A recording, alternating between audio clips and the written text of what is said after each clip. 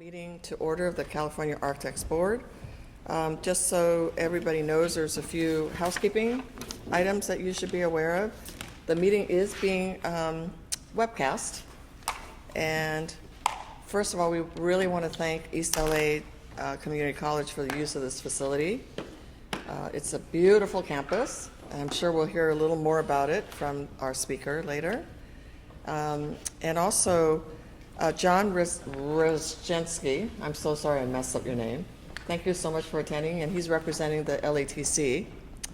And then, so you're all familiar with this, board members, but for the voting, we have to do the following. All motions and seconds will be repeated for the record, and then votes on all motions will be taken by roll call. Now, when do I introduce the new members? I can do it now. I can do it now. Yes. Raising your hand. Do you want me to establish a quorum? Yes. Okay, please. Okay. What do you want? I'll call roll. Sorry. No problem. Denise Campos. Sean Payne. Here. Brett Gladstone. Here. Pascal Gutierrez. Here. Sylvia Kwan. Here? Ebony Lewis. Robert Pearman. Here. Niels Serrano. Here. Sunny Ward. Here. Okay. I have a quorum. We have a quorum. Okay. So I would like to take this time to introduce new board members.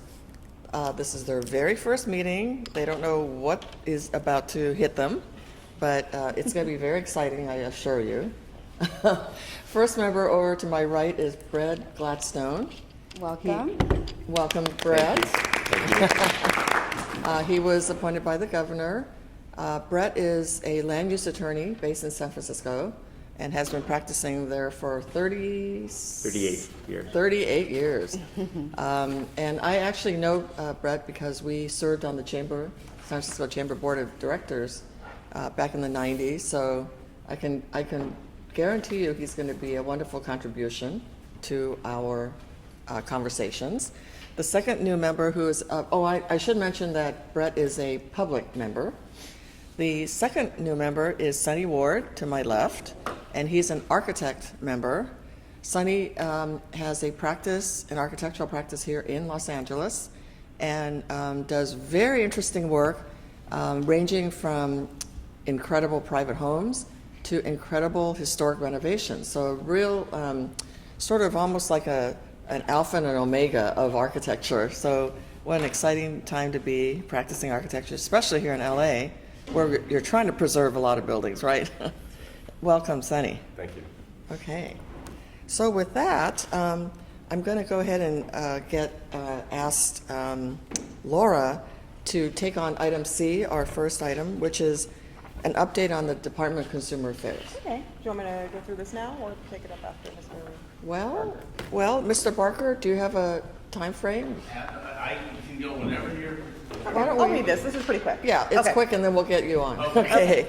So the Department of Consumer Affairs couldn't be here today. They have some vacancies, so the person who's normally attended our meetings, Karen Nelson, is no longer with the department. So I'm going to read an update from the director. The DCA has a new director, Kimberly Kirkmeyer. She says, it's an honor to be appointed by the governor to serve as director. The department has been her home her entire career, and she looks forward to working with the agency secretary Podesta and all the boards and bureaus to improve consumer protection in California. She started with the department 30 years ago as a student assistant at the Board of Cosmetology, and most recently was the executive director of the Medical Board of California. Her initial focus is client services and satisfaction, working smarter together, and data, transparency, and action. With these things in mind, her main areas of focus will be the time frame for processing regulations, obtaining fiscal reports for the department, decreasing the time frame to perform investigations, working on ADA compliance issues, and ensuring all legislation is implemented by the boards and bureaus within the department. The director has a quarterly meeting with all the executive officers, and that will be held Monday, December 16th, and it's a forum to share departmental goals and provide updates from the DCA's executive team relative to projects and matters facing the programs. It's an opportunity for boards and bureaus to discuss with the executive team other issues they have encountered. So an update on the executive team. The Chief Deputy Director, Chris Schultz, was appointed by the governor to serve as Chief Deputy Commissioner at the California Department of Business Oversight. Deputy Director Christopher Castrillo over Board Relations. His last day was Friday, November 22nd. The legislative director, Dennis Cuevas Romero, left the department last month and is working for the ACLU. And Karen Nelson left and has gone back into a nonprofit position with the American Leadership Forum.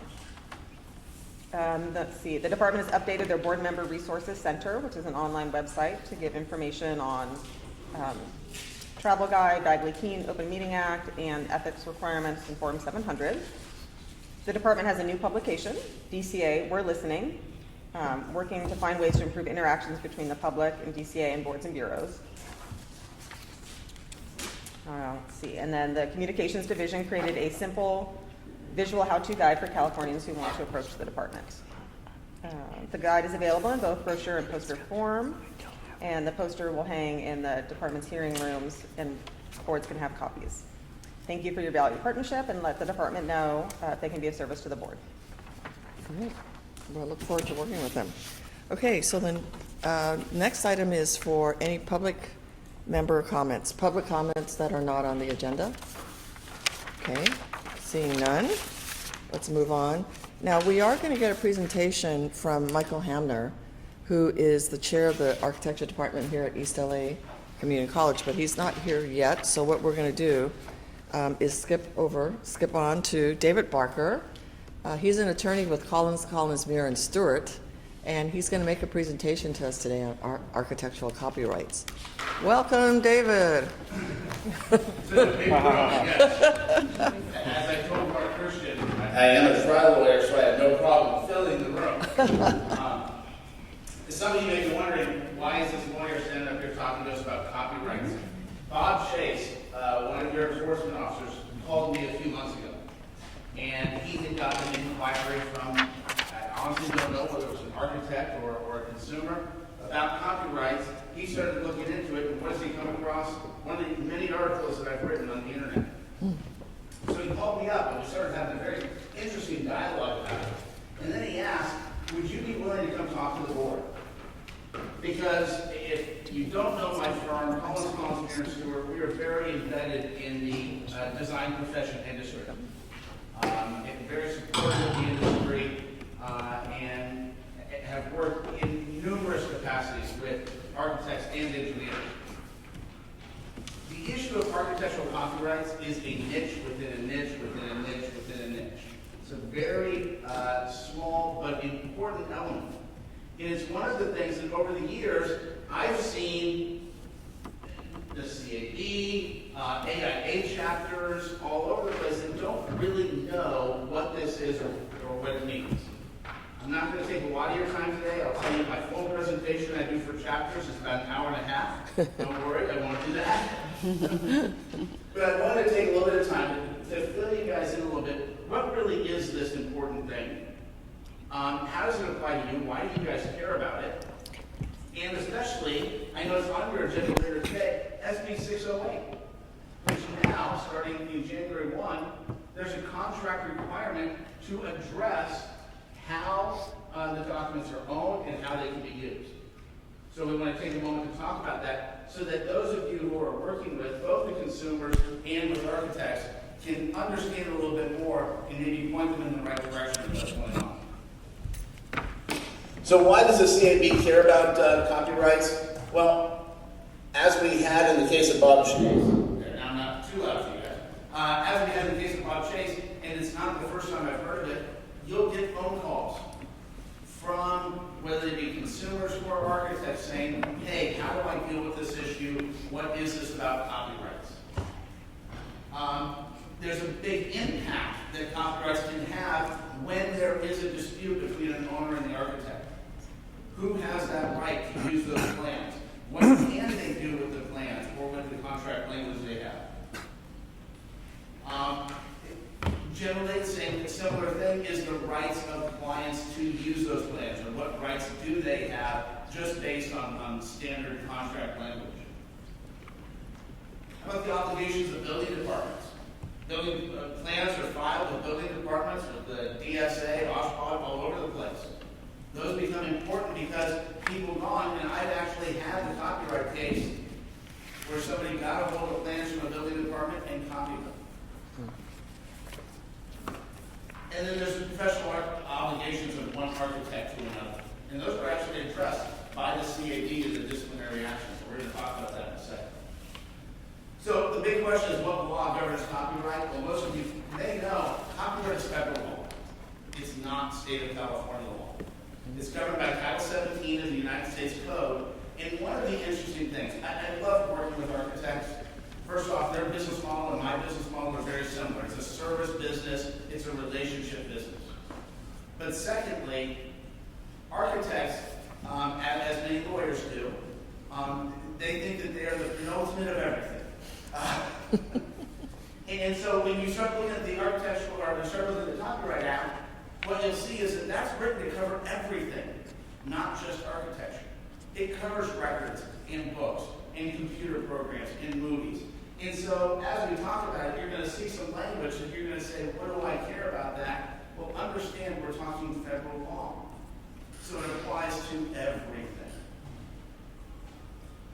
There are some ancillary but important state law issues that come up. And we're going to talk about some very specific code sections, but the biggest issue is licensing. And we're going to talk about what that means. And when I say that license, I'm not talking about the stamp that a licensed architect has. I'm talking about the permission to use the plans. Architectural copyrights first were created in 1990. The United States government passed the AWCPA, which is the Architectural Works Copyright Protection Act. It was part of a larger international treaty where Europe had protected copyrights for years. The United States did not have a specific protection for architectural works, so that's when it came about. But what are they really? And what you're going to see when I have code sections up here is I put in bold kind of the key language for you. Really, an architectural copyright is the overall design and layout of a space, okay, but not including the individual elements. If I were to look at this room that we're in, the rectangular room, well, how many architects on the board today have drawn a rectangular room in your career? Every one of you. But how about the placement of these windows at this location? How about the doors at that location? How about another door at the back of the room? That's the composition and layout of the space. That's what's protected. But it's not the individual features such as the detail for the windowsill over here. Who owns the copyright? Well, the copyright vests initially in the author. Again, this is language that you'll see in federal law, the author. How many architects that are considered themselves an author? Not many. But if you look at the AIA contracts, you'll see that it references architects as authors. And this is why. Because whoever creates it is the author and they own it. When I do my big seminar, I say, I quick little floor plan on the board, and I say, there, I own it, nobody copied it. But know that buildings designed before 1990 are not protected the same way. Because architectural copyrights didn't exist prior to 1990, it doesn't work exactly the same way. And this is one of the key elements. I go back for a moment. When we look at the definition of architectural copyrights, it includes the building. It's not just the plans. Translating that or putting it another way, if I went to a building, walked through it, drew the floor plan, and then went and built a copy, I have committed a copyright infringement at that point. So it's not just taking the plans, it's also copying the building itself. But that didn't exist until 1990.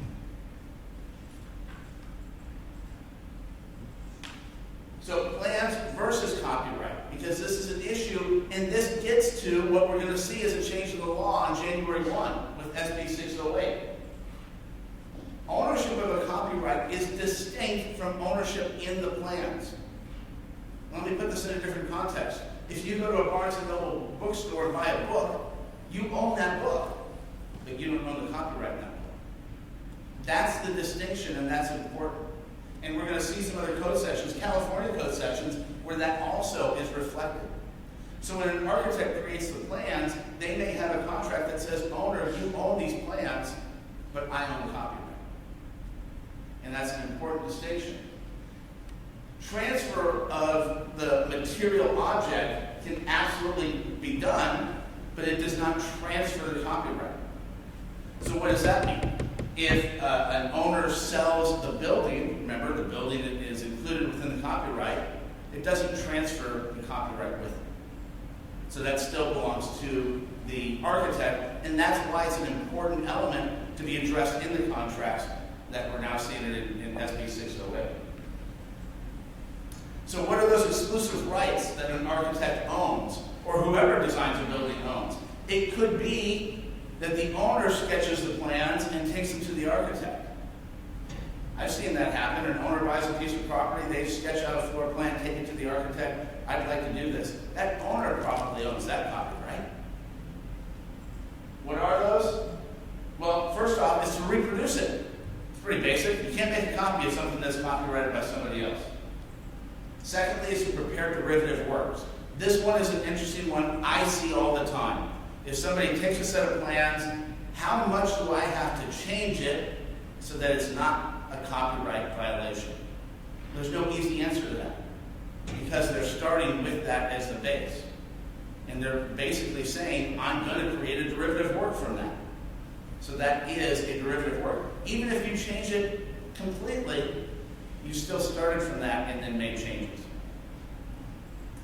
The next one is to distribute copies or photo records of the copyright work. You'll see here, this is some of that language we talked about, the federal law, that it covers more than just architectural copyrights. Phono records, when was the last time anybody played an LP, right? And there's some other rights there that primarily deal with things that go beyond architectural copyrights or anything that would generally affect architects. But those first three, don't copy it, don't create a derivative work, and the right to sell it. Those all belong to that author of the copyright. Registration. Now everybody's heard about registration. There used to be an old urban legend about put it in an envelope and mail it to yourself, and that'll show when you created it. And I'll tell you, if somebody came to me, okay, I'll use that as an argument, but that's not registration. The owner of a copyright can register their plans. It's with the Federal Copyright Office. It's actually not hard to do. It can be done online. It's not very expensive. I tell clients all the time, don't pay me to do it. Learn how to do it yourself, and it saves you a lot of time and money to be able to do that. You don't have to register it to own the copyright. As soon as you create it, you own the copyright. But, and once you own it, you can sell it, you can transfer it, you can do all types of things. You have to have the registration filed if you're going to file a lawsuit to enforce that copyright. The key of registration is the timing. And I'm not going to get too far down on the legal issues here, but the timing of registration, did you do it before an infringement or after infringement? And that would affect the damages that somebody could get in the subsequent lawsuit. So licenses, I told you this was an important part, primarily for the CAB. A license is a permission to do something or use something. Next time you go to a concert or a sporting event, look at the back of your ticket. It will say you have a license to sit in this seat for this period of time. If you look at software, we all have license agreements to use Microsoft or whatever software you're using, and it also applies to copyrights. A license is permission to use a document. That is governed by state law, with a couple of exceptions where the federal act does talk specifically about licenses. Generally, licenses and the permission for one person to let somebody else use it is state law, not federal law. So you start looking at state contract law. So let's talk about some of the code sections where we see copyright. This is California specific.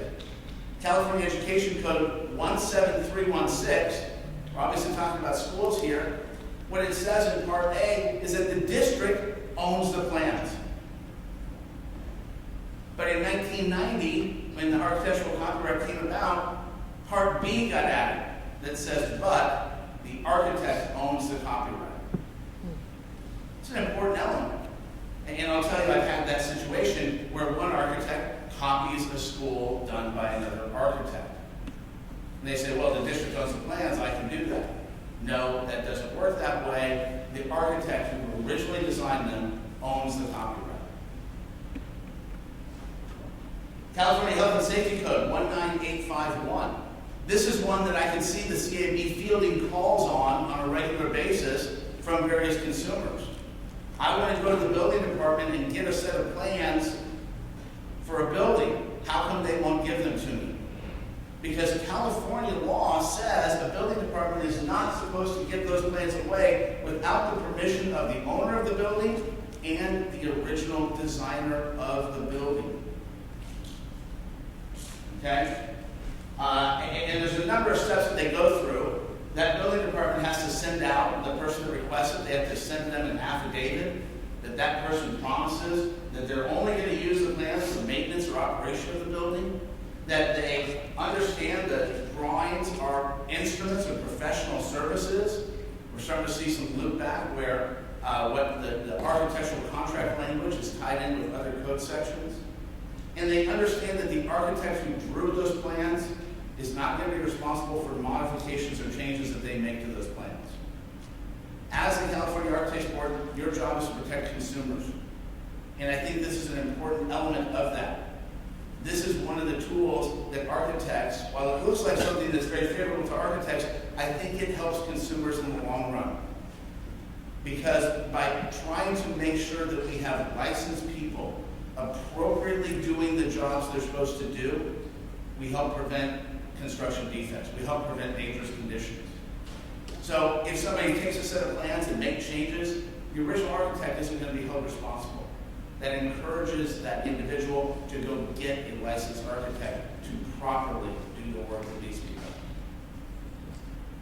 It goes on to say that the request by the building department that they send to the original architect, they've got to send them, here's who wants a copy of your plans, and that original architect, unless they have a good reason, is supposed to allow the building department to issue those plans. Give a copy out. And a refusal to permit that duplication would be unreasonable if they fail to respond to the building department within 30 days. So when they send that out, they can't just sit on it forever and hem and haw. So we're trying to help consumers. We want to help you get what you need, but we also want to make sure that everything's being done right. California Business and Professions Code 5536.4, Mark Christian, who's here today, and I know he's addressing you later today, he and I worked quite a bit on this one. This is a code section, it's part of the Practice Act. And what it says is that somebody cannot use the plans without the written permission of the architect that created them. Think about that. Again, we're putting things in a situation to make sure that the person who came up with the idea and put it on two dimensions is going to be available or involved in translating that into a three-dimensional building. We're helping to make sure that the built environment is a safe environment. They cannot withhold their consent for somebody to use those plans, but note that fee issues, and let's face it, when the CAB is getting a call from a consumer, a lot of times it's a fee issue is somehow involved, that those fee issues can be a reason for an architect to not give consent. Here's the disciplinary issue. Title 16, California Code of Regulations, Section 160. An architect can be disciplined on their license, but note the language, if they're found to have violated somebody else's copyright. You can file a lawsuit against somebody and resolve that lawsuit, and there's not a disciplinary basis. If the court makes a finding there is an infringement, now there is a disciplinary issue. The last one that I want to touch on very briefly is SB 608, and that's on your agenda today. And this is a new law that, in addition to other things, now architectural contracts have to include a clause or a statement or provision that addresses the ownership of the plans and the use of the plans. Now, looking back at what I've already gone over with you, ownership of the material object is one thing, use of the plans is another. Now, when I originally talked to Bob Chase about coming to speak with you and spoke with Ms. Zuniga about speaking here, it was give us a short presentation and then open it up to questions. So with that, oh, wait a minute, I got a couple more, sorry. There's some dangerous terms that I want you guys to hear about. Because this is the type of thing that when I get phone calls from architects or even owners, you'll hear about fair use.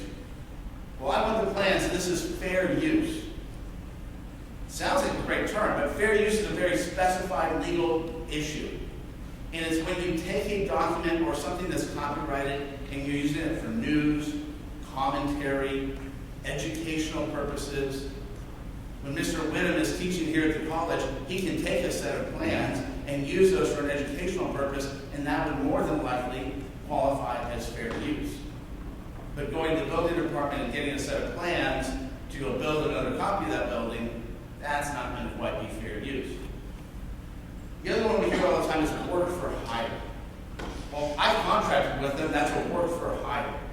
Again, the problem is this is very specifically defined. Work for hire means two different things. Number one, anything done by an employee in the course and scope of their employment. So that junior architect who draws a building for the firm they're working at, the firm owns the copyright, not the junior architect. The second area is if it is in writing before the work is created, that it is a work for hire, now the client will own the copyright. And I'll tell you guys a bit of a war story that I have on, it's very personal to me, is when I pursued a school district for copyright infringement. I didn't prevail in the case, but what I did see was that the very next contract they came out with said that all designs and plans are a work for hire, so they own the copyright from that point forward. But that's what it has to be. So if somebody calls up and says, well, I hired them, it's a work for hire, I own it, not quite. That's not quite the way it works. And with that, I want to open it up to any questions, any comments, anything anybody wants to talk about on this. Okay, questions for Mr. Parker? So, Mr. Gutierrez. So, David, I think at the beginning of your presentation, you mentioned that as soon as an architect completes their documents, they own the copyright. Is that Not like, in completion. As soon as they start creating it, mouse to mouse pad. that's by They own the default without copyright any in that. filing? Unless, and here's I'm a lawyer, there's always an unless, you know that. Unless there is a contract in writing before they created it that says their client will own the plans. But outside of that, as soon as they start creating it, they own the copy. Thank you. Okay. so Yes, sir. with your experience, what do you think of potentially this board might be getting involved with the architect's copyright? What kind of First issue? off, you know, a lot of this probably goes more to your enforcement people. Yeah. And where this board will see it is when you see issues such as settlement agreements where architects have entered into a settlement and it comes before this board, disciplinary issues that might come before this board for you to vote on and approve on. I can see this board being asked to pass a judgment, if you will, on various things where these issues may be involved. Okay? The enforcement people, and this is again how I got here, was Bob Chase getting a phone call.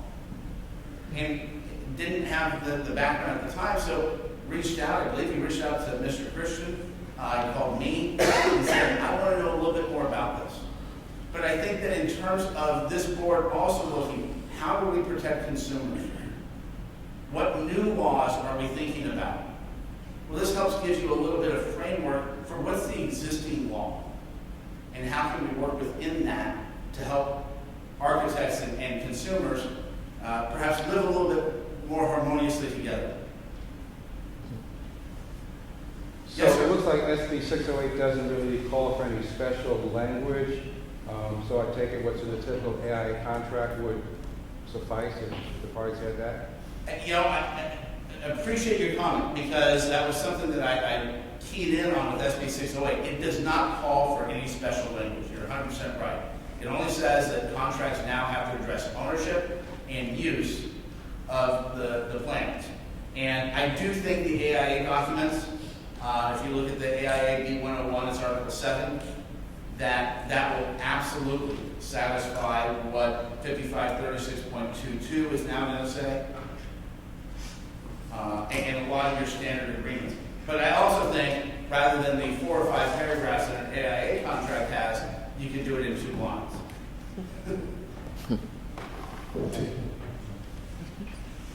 Any other questions? Okay, so I have one. So I noticed you said that the architect can't reasonably object to the owner asking for the use of the plans that the architect had created. Correct. Does it sometimes involve payment where the owner might have to say, you know, here's a real life situation I heard about, something like this. The architect draws a set of plans, creates a design for the owner. The owner, now it's construction, under construction. The owner is not happy with the architect and figures that, you know, I just want to make him go away. This is what I heard anyway. I want to make this architect go away. Can I just purchase the set of plans from him and have another architect complete the work? Is that reasonable? It's absolutely doable, and I help with those types of transactions frequently, okay? The issue being, and this is, and I'm sure Mr. Widom would have 1,000 comments on this, is architecture is an art, and it's taking an idea, putting it into a two-dimensional set of plans or three-dimensional Revit nowadays, and then having a contractor interpret those and put it back into a three-dimensional building. The whole process of architecture, where the rubber really meets the road, is that last interpretive step. And is the architect going to be involved to help that contractor understand what the design intent of the architect was? So going to your question, can an owner say, I just want to buy the plans? Absolutely. And I'll tell you what I tell a lot of clients in that situation is, if they're going to have somebody else do it, you're not there to interpret it. Let's get a release for you that somebody else is going to take that responsibility. Again, we want to have a licensed person in responsible charge of those plans. But if you're not there to see it through as an architect, you don't know that your intent is going to be carried out. Okay? And I think it benefits the consumer to have at least a licensed person that can carry out an intent or ascertain an intent and make it come to fruition. Okay? Going to the very first part of your question, can they withhold based on a payment dispute? They can. 5536.4 specifically does allow that. And in part because I've seen that happen too many times. Putting a little bit more of my architect's hat on, I've seen far too many times where an owner gets through CDs and says, I'm going to fire you now. I'm going to hire Uncle Joe to run my project, and I'm going to save the money I was going to pay you. Well, that does two things to the architect. Number one, whatever fee they had for CA is now cut out. And number two, they're exposed to this liability.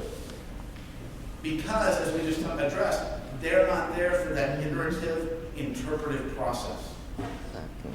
And that creates a liability to the architect at the doing of the owner. But we all know, once you stamp and seal that set of plans, they're yours, and you own them. So, in answer to your question, yes, it can be done. And in fact, if you look at an AIA contract, I think it's paragraph 11 of the standard B101 that allows for terms for reuse. And I have certainly filled those paragraphs in with, if the architect does not complete the project, here's what happens. Interesting. Any other questions? Well, Yes, sir. So in terms of the release you mentioned, so under 5536.4, and it talks about not unreasonable withhold, you can make a case that if they refuse to use release, it's reasonable for you to continue with withhold consent to let the new person use them. Is that possible? Yeah, and I would, and this is just me coming in, if the owner comes and says, listen, I'm going to pay you all the fees you're due, and I'm going to give you a release, I'd say that would be reasonable for the architect to say, I'm now going to let you finish with the project. If the owner says no to either one of those, I think it would be reasonable for the architect to say no. I'm not going to let you use the plans because I shouldn't be exposed to liability. All of you that are licensed architects, you know if you put a stamp on there, you bear personal liability for that set of plans. So that's not something that we should saddle architects with. We all have a problem of fewer and fewer architects. Well, not helping if we saddle with liability. And we want to encourage owners to have licensed architects that can build a safe and functional building. wow. Questions? Well, this has been very helpful. I had understood that architects could file copyrights, but what I didn't realize was that you don't even have to file it. You just automatically have a copyright. I did not know that, but didn't you also say that if you're going to have any kind of a lawsuit or any type of a disagreement over those plans, that you should file as fast as you can? Well, and It's I'll tell you registered. exactly what I tell a lot of the architect, the chapters that this evening, I'm speaking at an AIA chapter. And what I tell a lot of chapters and architects, at the end of DD, file for your copyright. By that point, you have your floor plan, you typically have your elevations, you've got what's covered, overall design, layout, composition of the spaces. The details aren't covered, and that's what your CD phase is. So at the end of DD, go ahead and file for it. Just make it part of your checklist, you don't have to worry about it. But you are correct, you don't have to file, you own the copyright at creation. So to Mr. Gutierrez's question, unless there's a document that says otherwise. But then to file the lawsuit, one of the elements you have to show is that you own the copyright. Best way to show that, here's my copyright certificate. It's really Mr. nice. Gutierrez. So the filing of the certificate protects the infringement of your copyright, is that correct? Getting the certificate is your evidence of ownership of the copyright. Okay. And so what happens is now if you go to sue, you can say, see, I owned it, and because it has a date on it, I owned it as of this date. And as I said, when the registration is relative to the infringement, becomes a big issue on the damages that could be in a copyright lawsuit. Follow up, can you share with us what that filing costs in dollars? I believe, I haven't actually done one myself in a little while because I told all my clients to do it themselves. I believe it's $35. Oh, wow. Thank you. It's on the Federal Copyright Office website. You log on, fill out the application there. They have a very nice tutorial that shows people how to do it. You can pay with your credit card online and then upload the drawings that you're registering online. Incredibly helpful. Thank you so much. And I think what we ought to do, Laura, is maybe ask David to write an article for the newsletter. Oh, yeah. Yeah. Or I can maybe take your materials and write it. Ask him for any more time. But that Right. it was It's copyrighted though. Check the copyright. He copyrighted. Do you say copy wrote? How do you put it in past tense? Well, ladies and gentlemen, thank you very much for allowing me to come and address you today. It's a pleasure to be here. I'm going to stick around for just a little bit and then Great. I'm going to head off to fight other fights. Thank you very much. Appreciate it. All right. Wow, that was so helpful. All right, now, are we ready, Mr. Hamner? So let me do a couple things. I'm going to introduce Michael Hamner, who is the chair of the architecture department, and I see that you've brought some of your best students. We'll address all that. Okay, I'm sure you will, but before I do that, I also would like to introduce another guest, Chet Widom, in the front here. He had been the state architect for 8 years or so? 7 years, and just recently stepped down from that position. He ran a very successful practice here in Los Angeles called Widom, Wine & Cohen, plus something else. Widom, Wine, Cohen, Larry Terrasaga, we cover the entire Alphabet. What's interesting is that he left the firm, sold it to his partners, and then the partners formed this firm called WWCOT, which then was acquired by DLR Group, which then 10 years later acquired my firm. So it's full circle here. But we welcome you. What Chet is doing these days is teaching here. And he has quite an interesting background, because as we were walking onto the campus, every one of us walking up here said, wow, what an incredibly beautiful campus with all of this great architecture. Gosh, who is responsible? Well, apparently, Chet was responsible for hiring the architects that did some of this work. During how long of a period, Chet? My firm designed 3 of the buildings here, but I was senior architectural advisor at LACCD for 3 years. For the whole district. We got our plans together. Yeah, so you can thank him. Now we know the source of, hiring a great architect, even to master plan or to be the client side, it shows you the results. I mean, it's just incredible here. Okay, now that we got that out of the way. So I'm not here in left field. Am I in your left field? Yeah, I'm in your left field. Should I be here? Do you want me there? What's the best? How about right here? That's Bring- great. bring I'll the- bring everybody with me. Bring all your And students. In the meantime, as I'm kind of setting up here, they're going to hand out some goodies. Oh, boy. Mine. I thought they might You are have, packed. We'll fill up your bags a little bit more. I thought for sure they were bringing a 3D model for us. Interestingly enough, I know I had given a package of information through Pasquale, and I think I've dealt with Laura to a degree. Hi, Laura, I'm just meeting you, and Gabe. And I understand, I didn't understand that we could have possibly done a PowerPoint. That's on us. But we did bring physical tools, toys. Right. So hopefully I have enough copies here for everybody. If not, I'll give you my example here. But I'd like to, kind of make it casual, sit down here and address the board. Please. I want to first, as we're setting up here, I want to thank Pasquale, who is a former graduate here of East Los Angeles College back in our days, for reaching out to us and asking if this possibility of you holding your quarterly meeting here. But it goes back even further, because Ebony has been our sort of liaison for the last 4 years. She's attended a number of our That's advisory great. calls. Thank you. So she has an intimate pulse of understanding what East Los Wonderful. Angeles College is. So maybe for a second, while we're still handing out stuff, let me give you a quick little background on who I am and then talk about our program. So my name is Michael Hamner, as introduced. Born and raised here in East Los Angeles College. In East Los Angeles. My mother went to Garfield High School, graduated in '38, lived in a house that my grandfather built literally across the street on Woods and Eagle. I've been a part of this community, from its obviously ever-evolving existence. And East Los Angeles is in continued transition, but we've always served our community.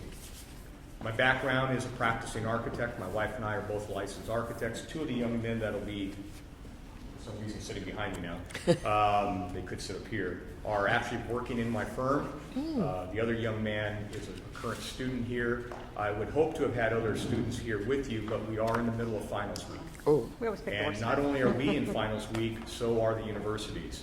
So as you know, as architects, you know what it's like, studio finals. And, Oh, yeah.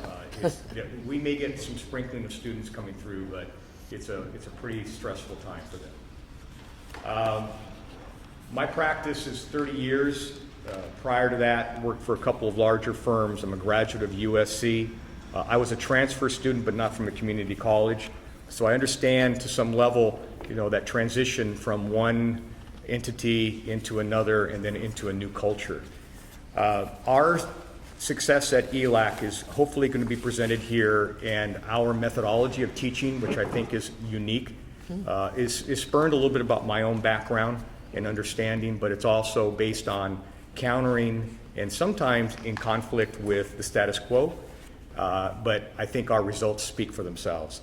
It was really nice to have Mr. Barker keep referring to this gentleman, Chet Widom, here. This is way off script for me. I actually have a script, but I'm obviously going off that. But it's an interesting segue because as you introduce Chet and you understand the history, one of the founding partners, yeah. Cohen, is a former student of ELAC. Wow. So ELAC, since 1945, we were at the beginning of the college, which started on the campus of Garfield High School. The architecture program has been a part of our college since 1945. We have pictures in our department with oh my gosh, now I'm gonna have a brain fart. Not Schindler, the other guy. Oh, Neutra. Neutra used to come and speak when we were on campus at Garfield. Wow. We have a colorful history, but it's the last 12 years that I am excited and especially proud of, because a little bit under my tutelage, but because of the incredible growth. And growth being for us is the amount of students that we have facilitated, not only to finish college, not only to finish our program, but to aspire to a university program. but to finish that program. In the last 13 years, and there's a list included with your handouts I've given you, a couple of things that I've handed out to you that I want you to be aware of are 3 previous what we call newsletters. So if you're just listening to me and get tired, you can open it up, and each year we hold a scholarship luncheon. Ebony knows, we hold it in here, and we fundraise some $50,000 by ourselves without the college's help at all. And we recognize the different work and different activities that our students are exposed to and have an opportunity to do that no other two-year school offers. And I'll mention that in a moment. In the last 12 years, we have transferred some 271 students to architecture programs, not only in the state of California, but across the country. When you look at the backside of these handouts, or I gave you a little sketchbook, on the backside, you'll see the logos of the universities that we serve. It's really interesting. In 2018, we, architectural, you know how the Design Intelligence does their rankings of architecture schools. And what I liked about this, find it here in a second. When you look at the top 10 schools in the country, bear with me a sec. Cornell University, number 1. Cal Poly, San Luis Obispo, number 2. We serve that school. Syracuse, we serve that school. Number 4, Virginia Tech, we serve that school. Number 5, at this time, this is 2018, USC, we serve that school, obviously. Number 8, SciArc, we serve that school. Number 9, Pratt, we serve that school. 7 out of the top 10 schools, our students are there. 271 of our students have transitioned, and 97% of those students have graduated. That's a good number. That's when I can sit here and just drop the mic and walk away. But it continues on, and I know where your perspective is from. As a student myself, my goal, without knowing anything more than being a student when I was at USC, was I want to become an architect. To become an architect means I have to put those 3 letters at the back of my name, AIA. To do that, I have to become licensed. It was a simple process of understanding. The world's changed. Architecture schools are becoming more than just pathways to architecture. And we certainly do present that, because that's what we have to do to attract. It's a gateway program. We're also a former CTE vocational drafting program. Pasquale members, that's how we probably entered this program, as a vocational or drafting program. We've evolved. In these last 12 years, that's been my emphasis, is to become that program that puts us and articulates us so that our classes, our design studios, are articulated and given full credit at the universities, and they are. And we have articulation agreements with a number of local schools, obviously, and MOUs and so forth. But we also want to push pathway to architecture, which for me, as I was told, the capital A, which is licensed practice. Some students will be given the opportunity, and we encourage it, just so we bring them into the fold. And sometimes we convert them, sometimes they decide to do something else. But we know that schools, especially in Los Angeles, the architecture schools are a little different. I travel the country, I visit architecture schools, and I see the differences in the curriculums. I see the difference in the way that they're taught. It's clear the influence of certain schools here and the design perspective has changed a little bit, and architectural practice is not necessarily the goal.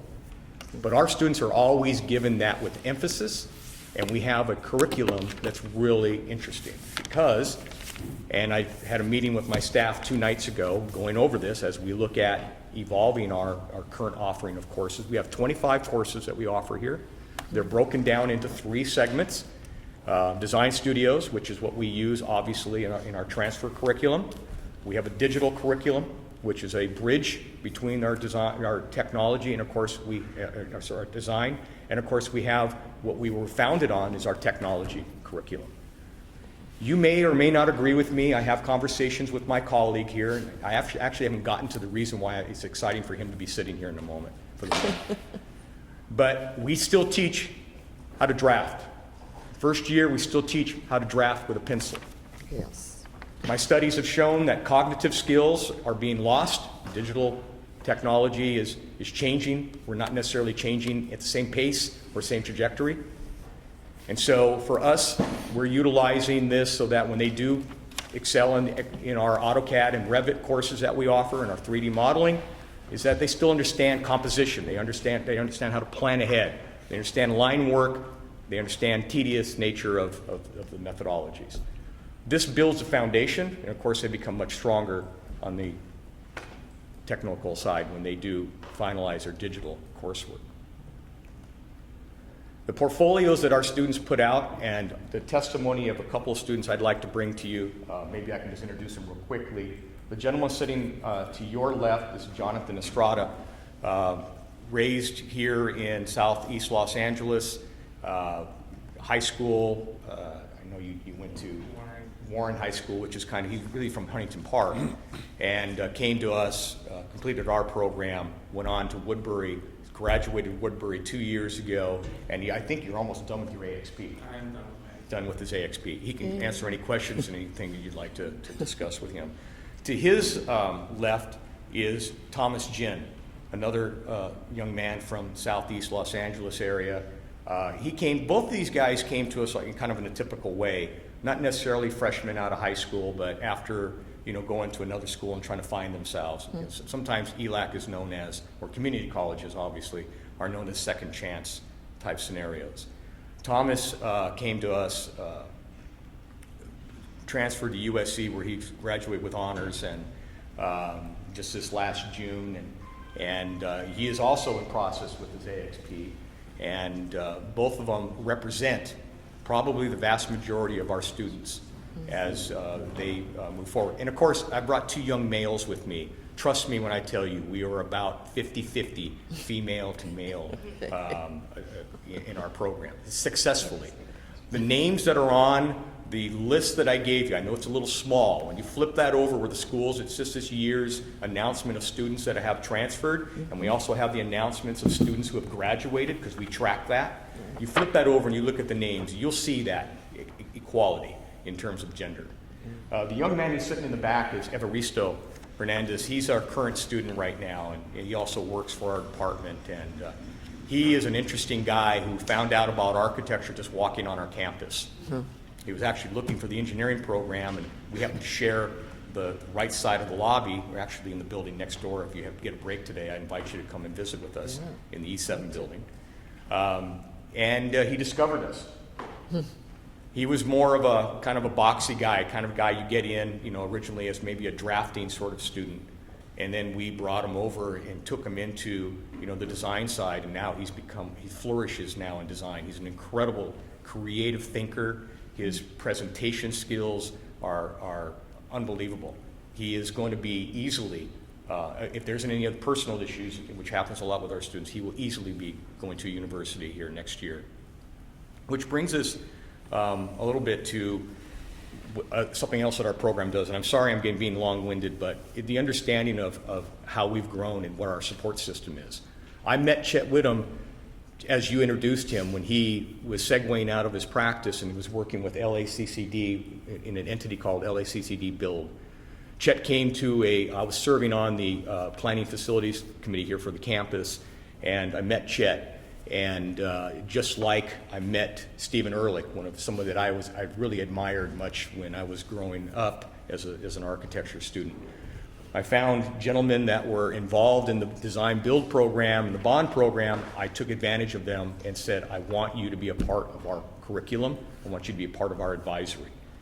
It didn't take much. Once I show a little bit of what we were doing and success of our students, it didn't take much at all for them to join in. So we have DLR, obviously the LA version. We have EYRC, Ehrlich's office. We have HGA. We have Perkins and Will.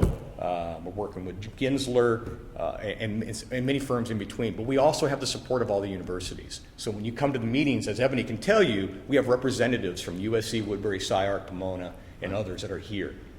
We have a very strong advisory that's helping us sort of see where the future is. And just like listening to you today, or presenting our work to you, if there's any input that you'd like to offer us as we continue to give our students here this pipeline. I want to end with this last sort of comment in how we teach and what makes our program unique and why we're successful. Number one, our numbers are maybe anecdotally, but I've done my research. We turn out about 24 students a year we transfer.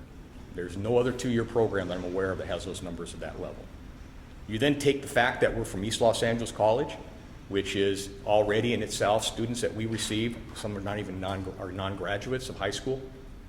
A lot of our students are second chance, second time, some errors and flaws in their life. I counter our counselors who are trained, who advise that students who come in with less than college level math and English skills need to go through the remediation process. I challenged that, and we have won that challenge. I said I'd rather bring them into our design studios, allow that object and project-based curriculum to be the stimulator of why education is important. Oftentimes they failed at school. We have a lot of immigrant students. Obviously that's one level. Another level of acclimation. And of course the third level is just not interested. These subject matters don't mean anything to them.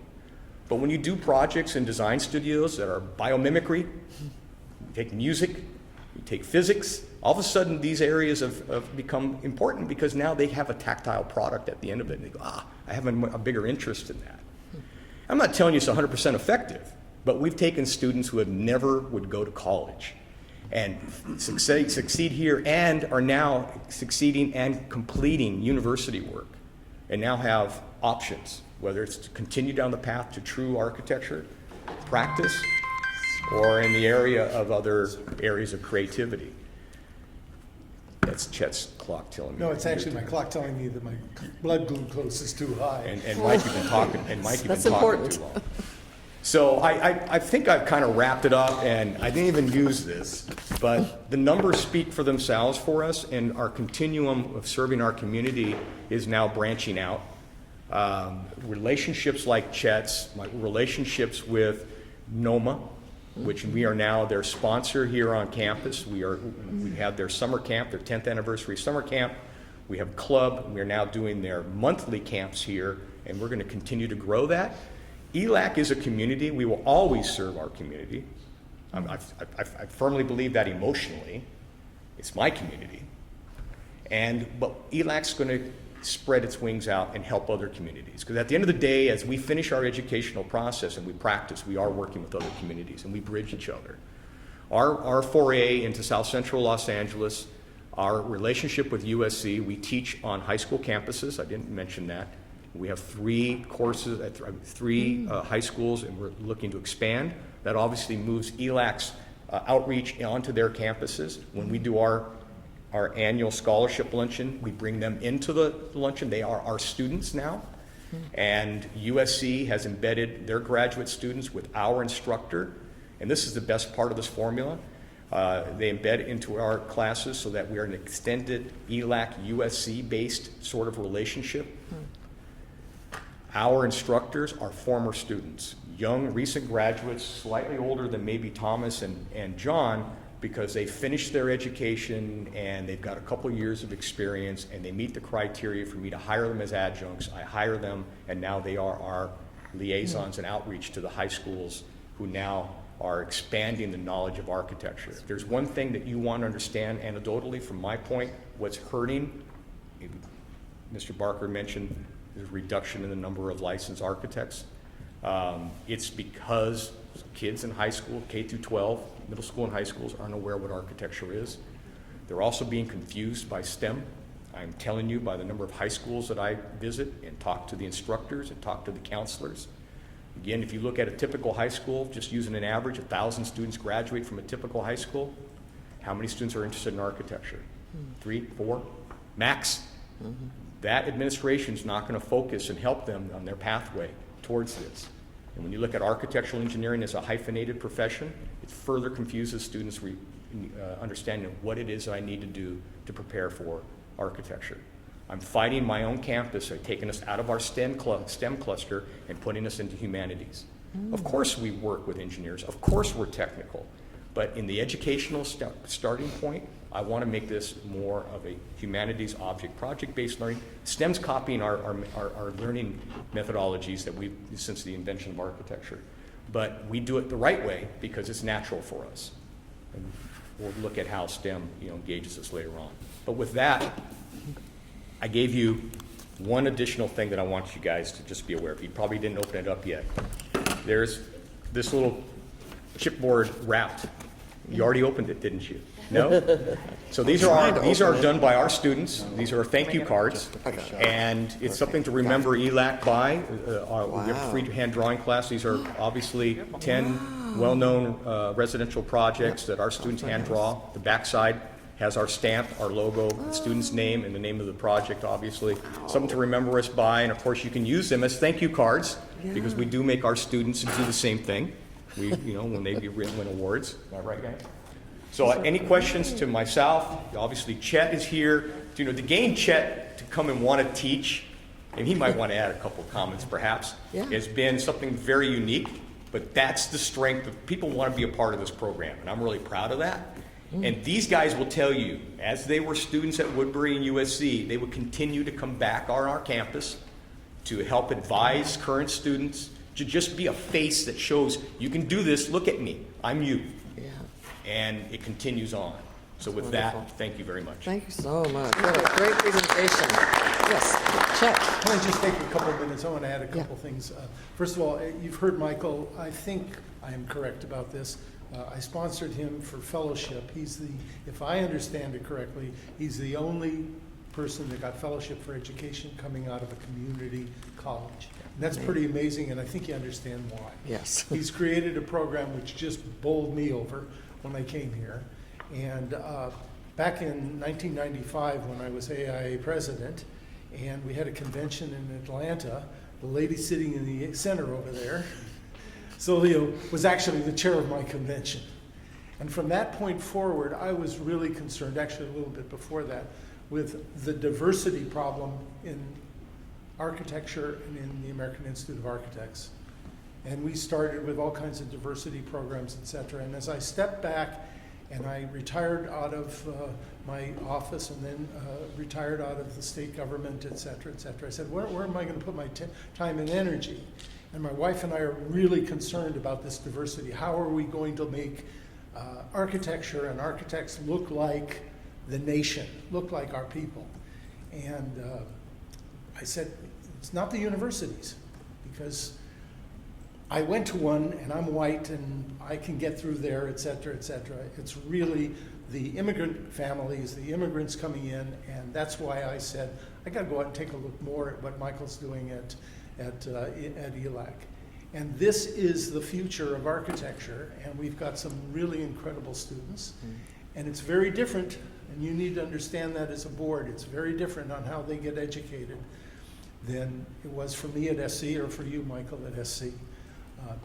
They come to work to class rather at 3 o'clock or 3:30 in the afternoon after most of them working full time.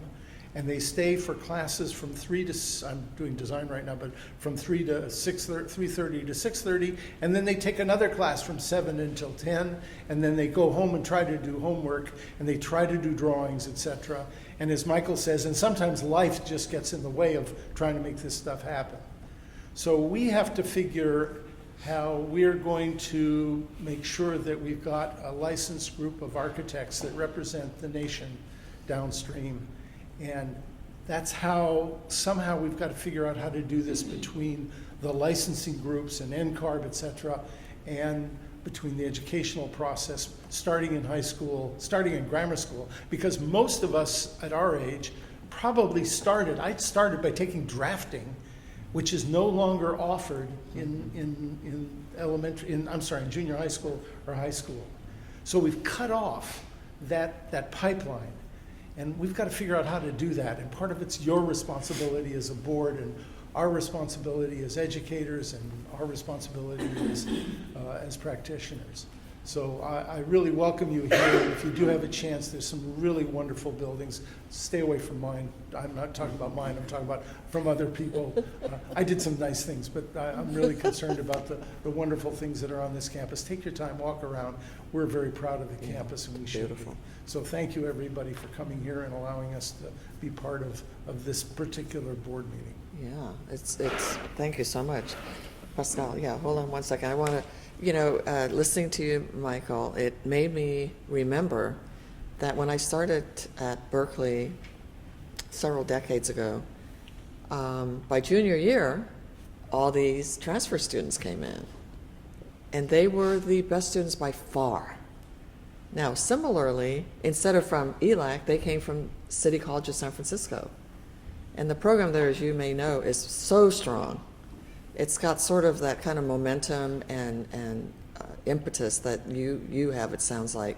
But they came in and they were better trained, better with better technical skills, better design skills than any of us that had been there starting as freshmen. So I know exactly what you're talking about. I've known that forever, and to hear you reinforce that today is really heartening. So keep up the great work that you're doing. Thank you. Did you have some? I'd like Ebony and you, Pascal, to say a few words about your observations. Ladies first. Okay. I was like, very every time I'm around Eli, I'm super emotional. So thank you for coming, and thank you to students for being here. It's just always hearing the stories about the students, and I've been to the annual luncheon, and all your presentations have been so great. And just I'm proud of the network that you've created to help support the program, because I think that is key in helping the students transfer to different universities. And we used to be liaisons for several programs, and this is by far the strongest that I've seen from the JC. So I'm just very proud to be here. Thank you. Pascal? Michael, Chad, thank you and your group for being here with us and allowing us to be here. It's very much appreciated. There's a certain amount of pride that I have when I walk on this campus. Not only being a graduate, but I actually grew up just a few blocks from here, graduate of Garfield High School, and a product of a multiple alternative path to licensure where this was my education. I didn't go to a university, this was it. But I have a question for you. If you can share with us, because this is something the board's going to have to be dealing with here, and so I think it's somewhere in our agenda, what your thoughts are with post-licensure continuing education offerings and maybe online offerings. Well, we're a CTE program that offers courses that are meant for professionals. We teach codes and cost estimating, our Revit classes, and some of our digital classes. Many of them are attended by people in practice at various levels or other industries that are trying to. So we have a pathway, or we have a history and a pathway for adult education, so to speak, professional education. I have been toying with the idea of working with AIA and possibly, obviously, with the board to get coursework maybe accredited that could be utilized for our CEUs. That brings, of course, professionals more attraction to East Los Angeles. I look at it that way, our program and what we do, and of course that builds up the network. But I think we could also obviously be a contributor, since we are an architectural curriculum, we would have that comfort level of providing that sort of that environment. And something that I know that my college would be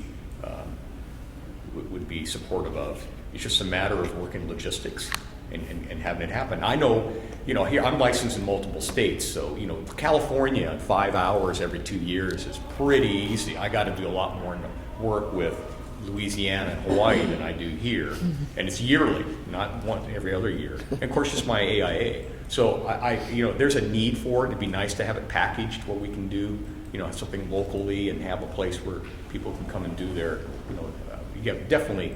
I mean, I'm just talking out loud, but absolutely support the idea of wanting to do that. Great, thank you. If I can comment, just as a practitioner, I want to put on my AIA hat and say, if the state does decide to increase the amount of continuing education, we've got to find a way to do it in a way that is simple and straightforward and meaningful. Quite frankly, there's a lot of, as a state architect, I saw an awful lot of access training that was inadequate and was really not in conformance with the actual access requirements for the state of California. So I urge you to, if that is the direction that the board is going to go, it's going to take some real thinking to make it a creative, positive environment for the architectural profession. And I think that's the intent of the Professional Qualifications Committee, is they make recommendations to the board early next year. But the purpose of my question was that I think it's a win-win situation where money that is spent for continued education, rather than going to cottage industries and other places, it could come back into an architectural curriculum at a school. So That's I a just great think idea. that benefits everybody. Yeah, Sounds great. That's the nexus of all this. I believe is really the strength in it. And I think, Pasquale, you and I had this conversation. Some of these learning units are not of this value that they should be. So the numbers should be commensurate with quality, not quantity. And then, I think putting them in, taking it out of this third party, for-profit entity and bring them into an academic institution, it's a win-win for the institution. Yeah. Thank you, you. Rob. Oh, okay, Nielsen and then Robert. Hi. I want to be loud so that I can get seen. Thank you so much for all the work that you're doing, but I wanted to dive in a little bit into the numbers that you kind of spewed out into the demographics of your students. How many are men versus women? And honestly, this is taking it off the top. It's pretty close to 50-50. It really is. Now, the question always becomes, and I know the bigger picture down the line, I just had dinner with Dean Curry at USC, 70% of the entering freshman class were women. Wow. That doesn't always equate to finish. Right? Yeah, I agree. So out of your program, how many are international students? It's a small percentage. We're about 80% Hispanic, 15% international. Obviously, we have a strong relationship with Asia, with international students. It's there, but it's not as big as our local demographics. And one more question, last question. Out of your class that's ready to go into a graduate program, how difficult has it been for them to get into a program that has space available? It's such not graduate, so much. Yeah, transfers into the 5-year curriculums. We push the 5-year curriculums, although we get a handful that'll go into like Long Beach interior design or we call interior architecture. But the vast majority of ours are the 5-year schools. In the impacted schools like SC and Pomona are very difficult. So GPAs become a contributing factor. Some of these factors are also on their backgrounds in terms of their, again, academic success.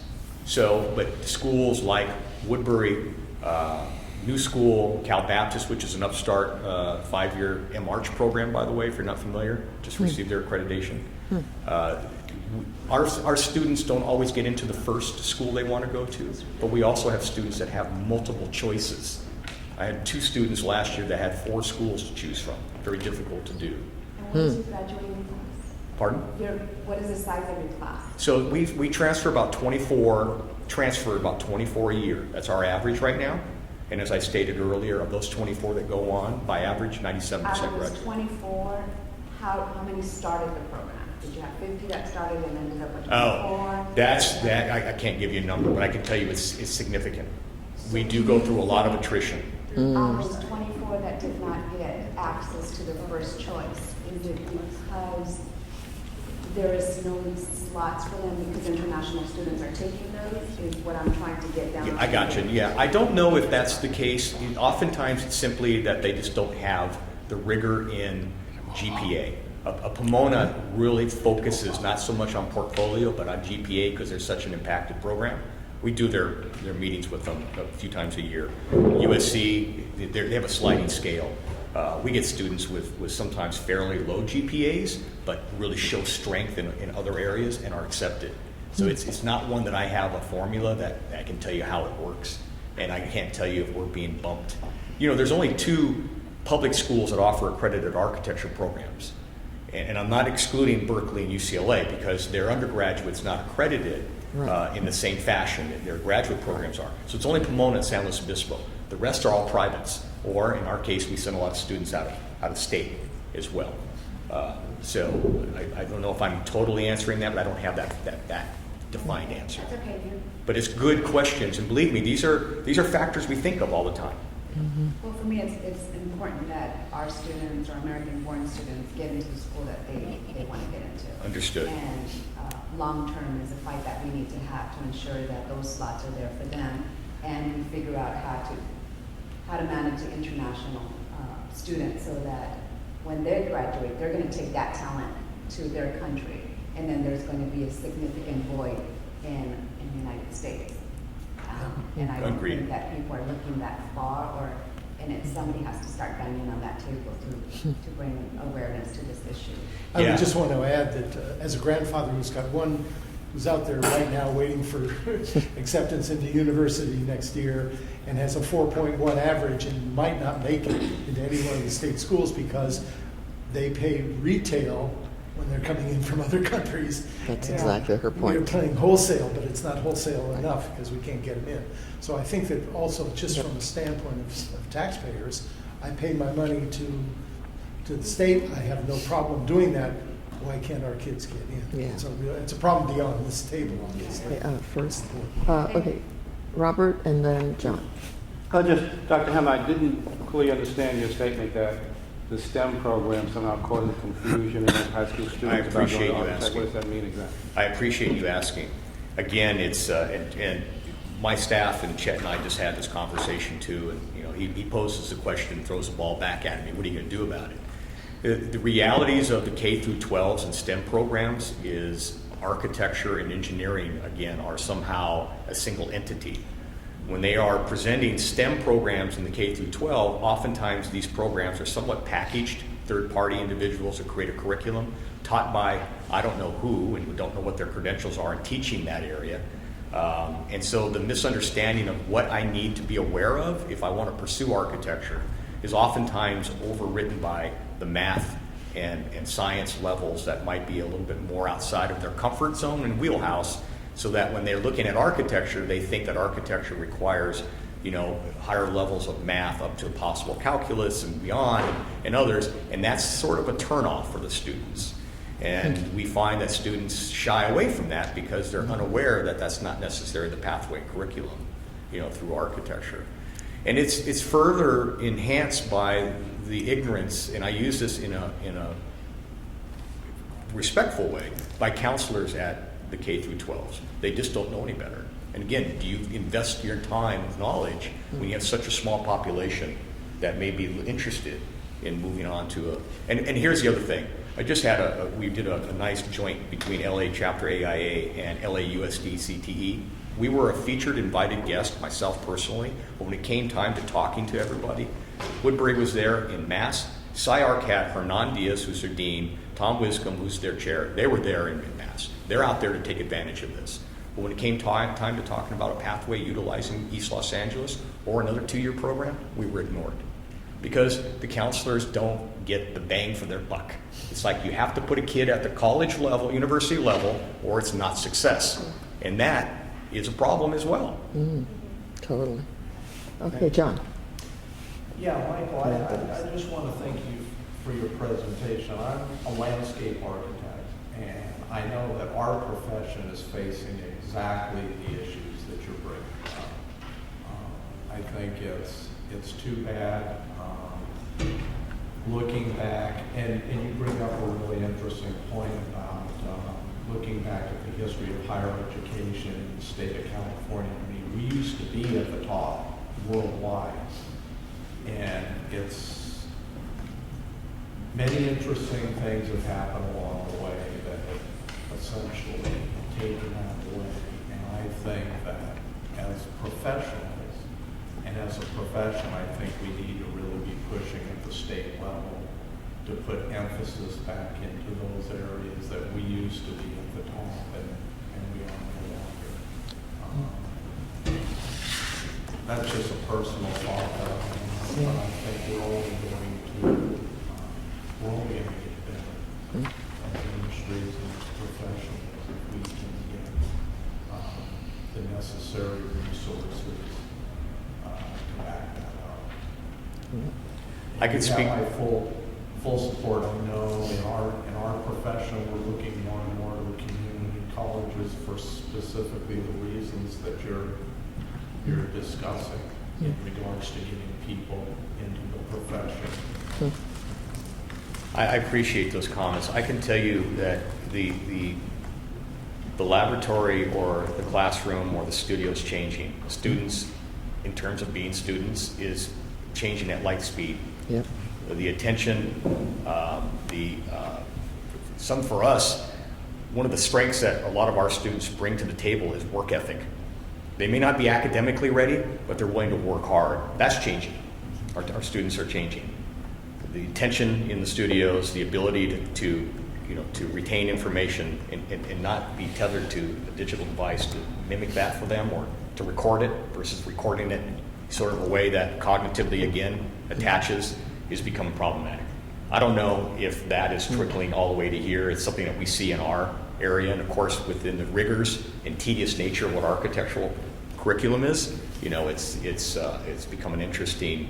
We are having to now try to adapt to our students, and so that we can continue to make that success without changing our bar, which has been something that's very revered. And your points are so well taken. I didn't get to say this, but we have feedback that ELAC has a culture, especially at schools where you've had in the last 12 years 55 students at USC, some 70 at Woodbury. We have an impact. And the expectations are quite impressive, because the road's been paved. The students that are following behind them are like, I got to live up to that same expectation, if not more. Yeah. Woodbury just had their final reviews. One of our students was fifth year, was recognized top student. Cal Poly Cologne just had their fifth year reviews. One of our students was just recognized as a top student. Today, a student at USC is what we call the super jury at USC. He's going to be recognized. We're hoping for that. Our students are not just succeeding, making names for themselves.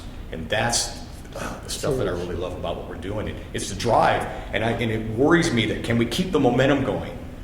And something has to help us. More and more kids are coming in with either less basic skills, or they're coming in even with less energy. And architecture school requires at least the energy. We can make up for the talent. I always say, you know what, you work hard, I don't care if that person's smarter or more talented, they can draw, they seem to do, we can make up for that. I'm an example of that myself, so anyway. Sorry. Okay, Denise. Thank you so much for your presentation. It's been so refreshing and inspiring. On the 5 years that I've been on the Architects Board, we've toured many schools throughout the state. And the question that NOSA always brings up before I can is diversity. And it's important, you had mentioned about, do architects look like the population of the state? And oftentimes that's not the case. And USC is a great school, but it's one of the schools we visited where when we talked about the diversity numbers, I think Latinos were less than 10%, but the majority were international students. So it's not like our local population is being represented at these schools. So to me, East LA College is a success story. It's a good news story, and it's just so great to hear all the good things happening and all the lives that are being changed because they're being introduced to this career and the path that it's creating for others. So thank you. Thank you. All right, any other questions or comments? If not, let us really appreciate what you've done. Thank you so much. As the future goes along, if there's any other additional connection, if there's anything we can offer statistically, I can put more together for you to do this. I want to. The important thing for me is to provide variety to what we do, and is to also parlay the relationships that ELAC has with these other institutions, so that, as you were alluding to, they want our student. And I can tell you, they do want our student. And they support our students economically, and also obviously, with their curriculum. So with that, thank you very, very much. Thank you. Thank you. Enjoy the rest of your day, guys. Thank you so much, Chet, for coming too. Can you send some of your students up north for me? We could use some of your students up there. All right. So let's move on. Okay, item G. Yeah. So I would like to entertain a motion on, go Can I ahead. just add, I have one technical correction sure. to the minutes. Okay, On the first page, I just need to strike a duplicated word. So, Okay. Technical change. all right, you want to take us there? Sure. On the members of the public present, on the first page, we list Mark Trescott, chair, and then we listed chair again at the end of the Okay. name. So just All right, with that change, can I entertain a motion? Move to approve? Second? Let's see, I don't think so. Really? I don't think we need public comment. We have to do roll call, right? For meeting members. Roll call? Yes, please. Oh, okay, you're right. Any public comment? No public there, okay. fine. Okay, so go ahead, Niels up, please. Denise Campos, Yes. Tan Fang, Yes. Brett Gladstone, Yes. Pascual Gutierrez, Yes. Sylvia Kwan, Yes. Ebony Lewis, Robert Perlman, Yes. Nilsa Serrano. Can I vote even though I was out that day? I can? Okay, yes. And Sunny Ward. Yes. Thank you. Great, thank you. So, motion passes. Now, I'm going to ask Pascal and Ebony to handle item H, which is the election of the 2019 board officers. Okay. So, my colleague and I, Ebony, were the appointed nomination committee for 2020. After conducting a survey of board members expressed interest in serving as 2020 officers, a slate was developed for the board's consideration. The nomination committee for 2020 slate presented herewith is President Tian Feng, Vice President Denise Campos, and Secretary Nilsa Serrano. Okay. So, how can we do this, by acclamation or? Tara, I believe we need a motion and a second on the slate. Is that correct?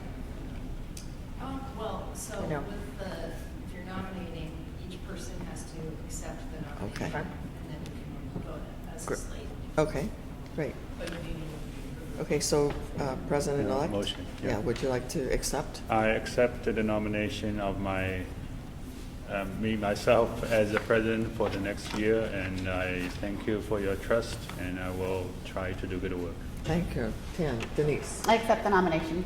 Excellent. And also Nilsa? I accept the nomination. Great. So all three candidates have accepted their nominations. So I'd like to ask for do we need to ask for a motion? Yeah, to accept this on a I'd platform. move we accept this full slate of Tian Feng as president, Denise Campos as vice president, Nilsa Serrano as Okay, secretary. and a second, please?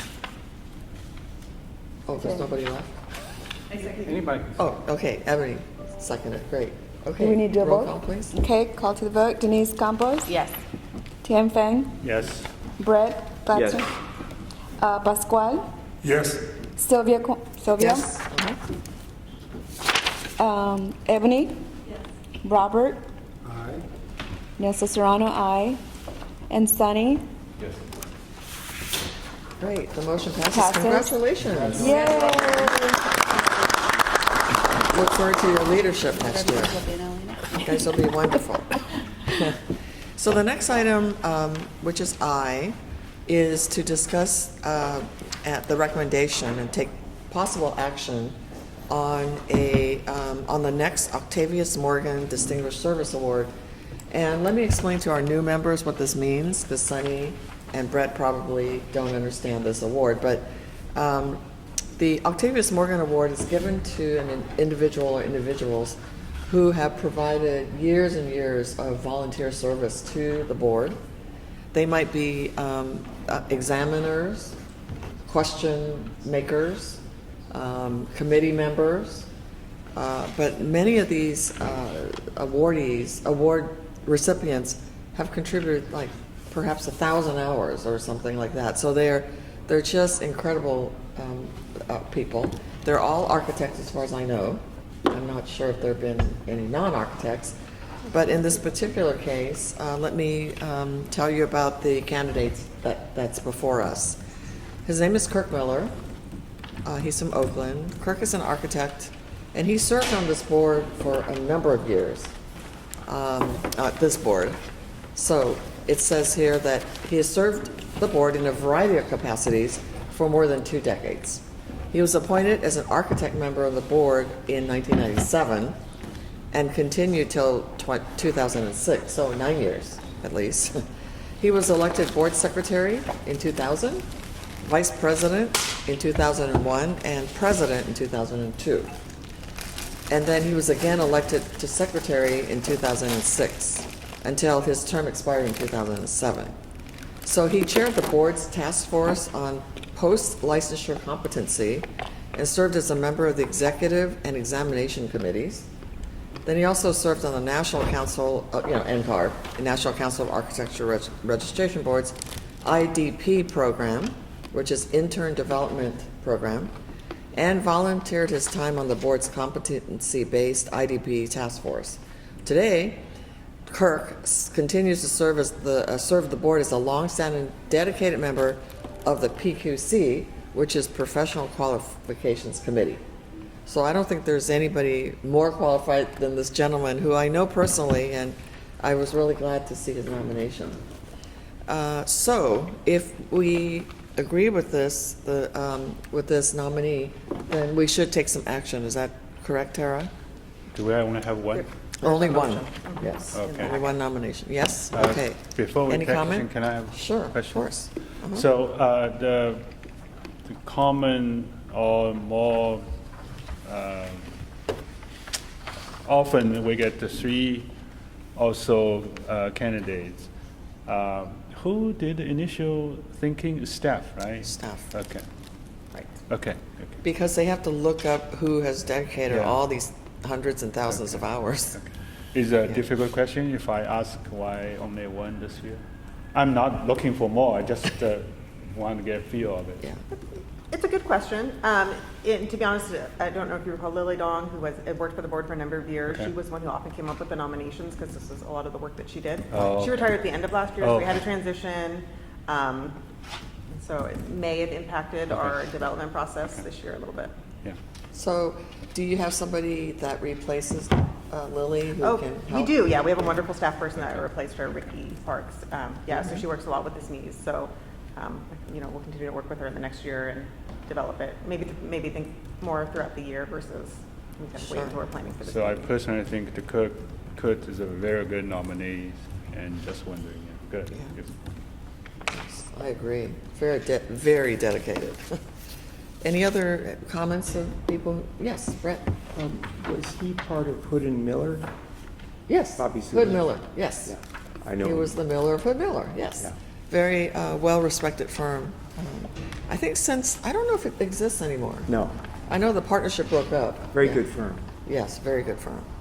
Okay, with that, then I'll take, I can make a motion to accept the staff's nomination for Kurt Mira as this year's Octavia Morgan. Morgan. Right. What did he nominee. say? I'm So sorry, we, I couldn't hear. Chan's making the motion to approve Kurt Miller as the awardee this year for the Octavius Morgan Distinguished Award nominee. And we also asked in the motion to reconfirm board members want to purchase the awards from their personal funds, as the state won't pay for it. Okay, Can sure. we add How it much to- money do it you had need? to be two separate ones? No, it's one. One Yeah. motion. I think you should do two. Okay. Two? If you're going to have a separate motion about members paying for it, that's going to continue past the motion. Okay. Right? I think we put it in every year. Okay. We put it in every year, yeah. Okay. One Can motion. I- Okay. One or two? One? One. Okay. Okay, one So motion. can I expand my motion, including the board member will contribute to the award? Thank you. Is it okay for me to second, Tara? How much is it? Okay, I'll second that motion. Okay. I'll just- Okay, so let's go ahead and take the roll call. Thank you.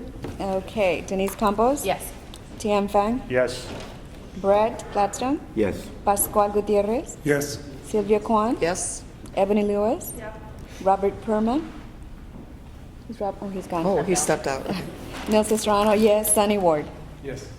Great, the motion passes, so we'll let Kirk know at some point that he's been awarded. Yes, and then ideally, if our first meeting of next year is in Sacramento, then he could attend and we could present in person. Yeah, either Sacramento or in the Bay Area, whatever is more convenient for him. Sure. Okay, sounds good.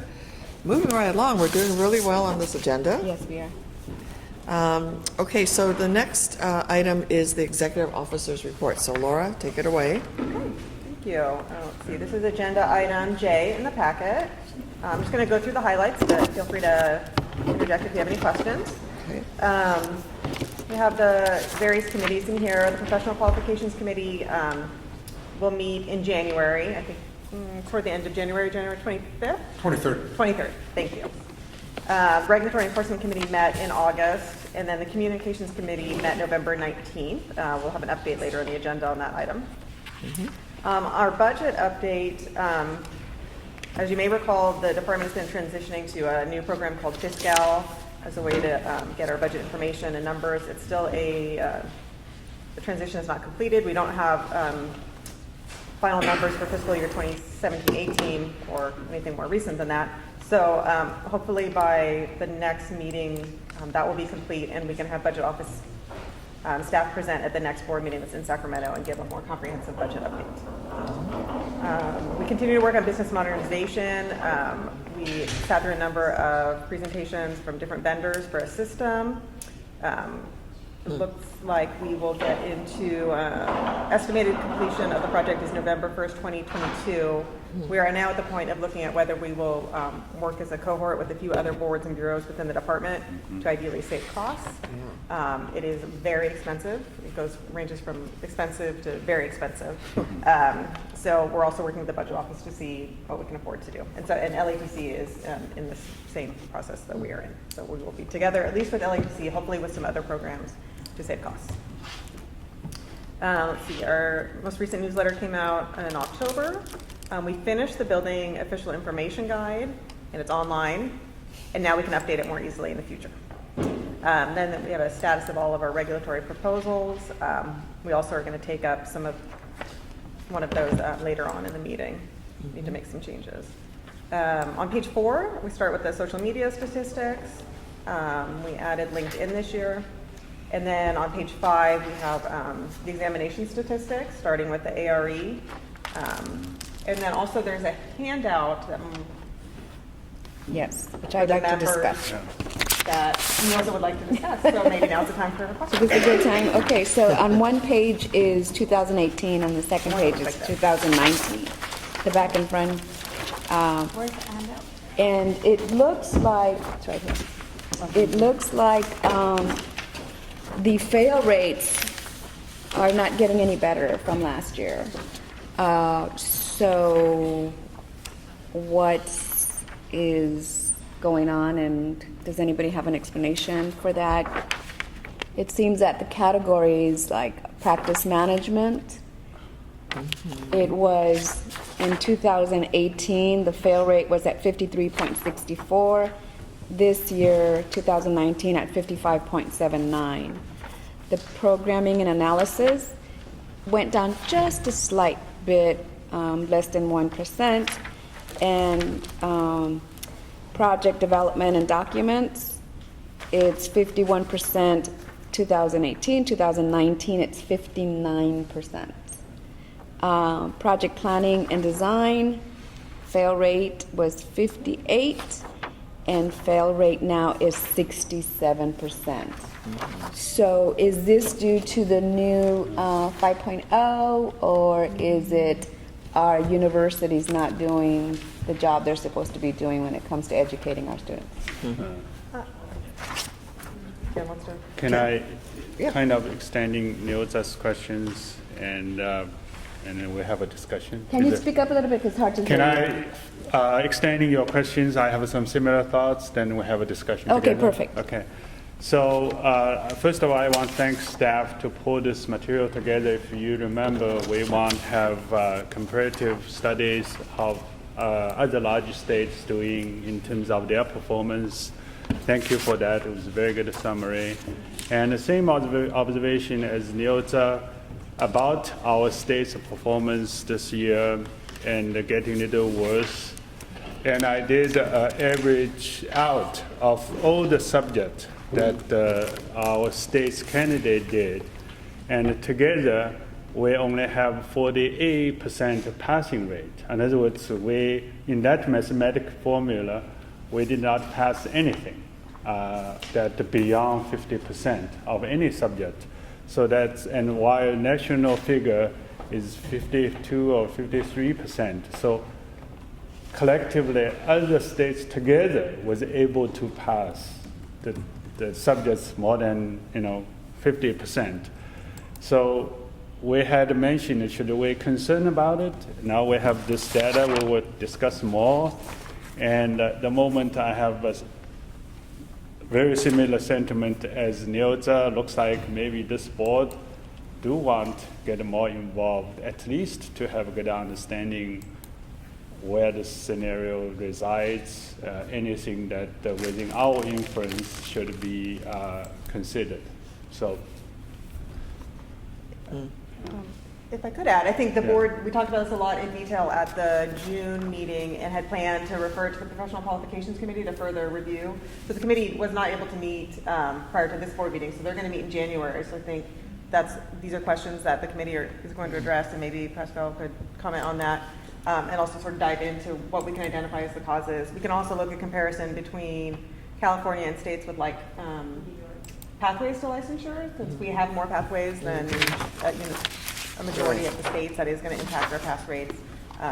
Try to look at it in different ways. So I don't think we can attribute it to one factor, but see what we can identify.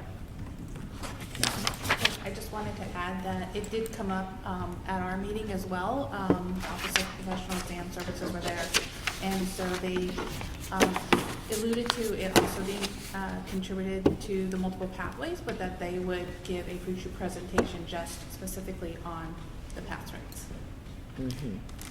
It being California was compared to the national average pass rate, not state specific, but it was also lower in comparison to the national pass rate. So we could perhaps ask for that presentation at the board meeting as well. So let me just, go ahead, Does Emily. New York have multiple pathways? That's what I was just going to ask are these 5 states, I know they're large, but beyond the large, are they the states with multiple pathways? I don't believe so. I could verify. I don't think any of them. No. So we need to create that kind of chart. Yeah. for Yeah, that the would next be, meeting. right, okay. Also on the data,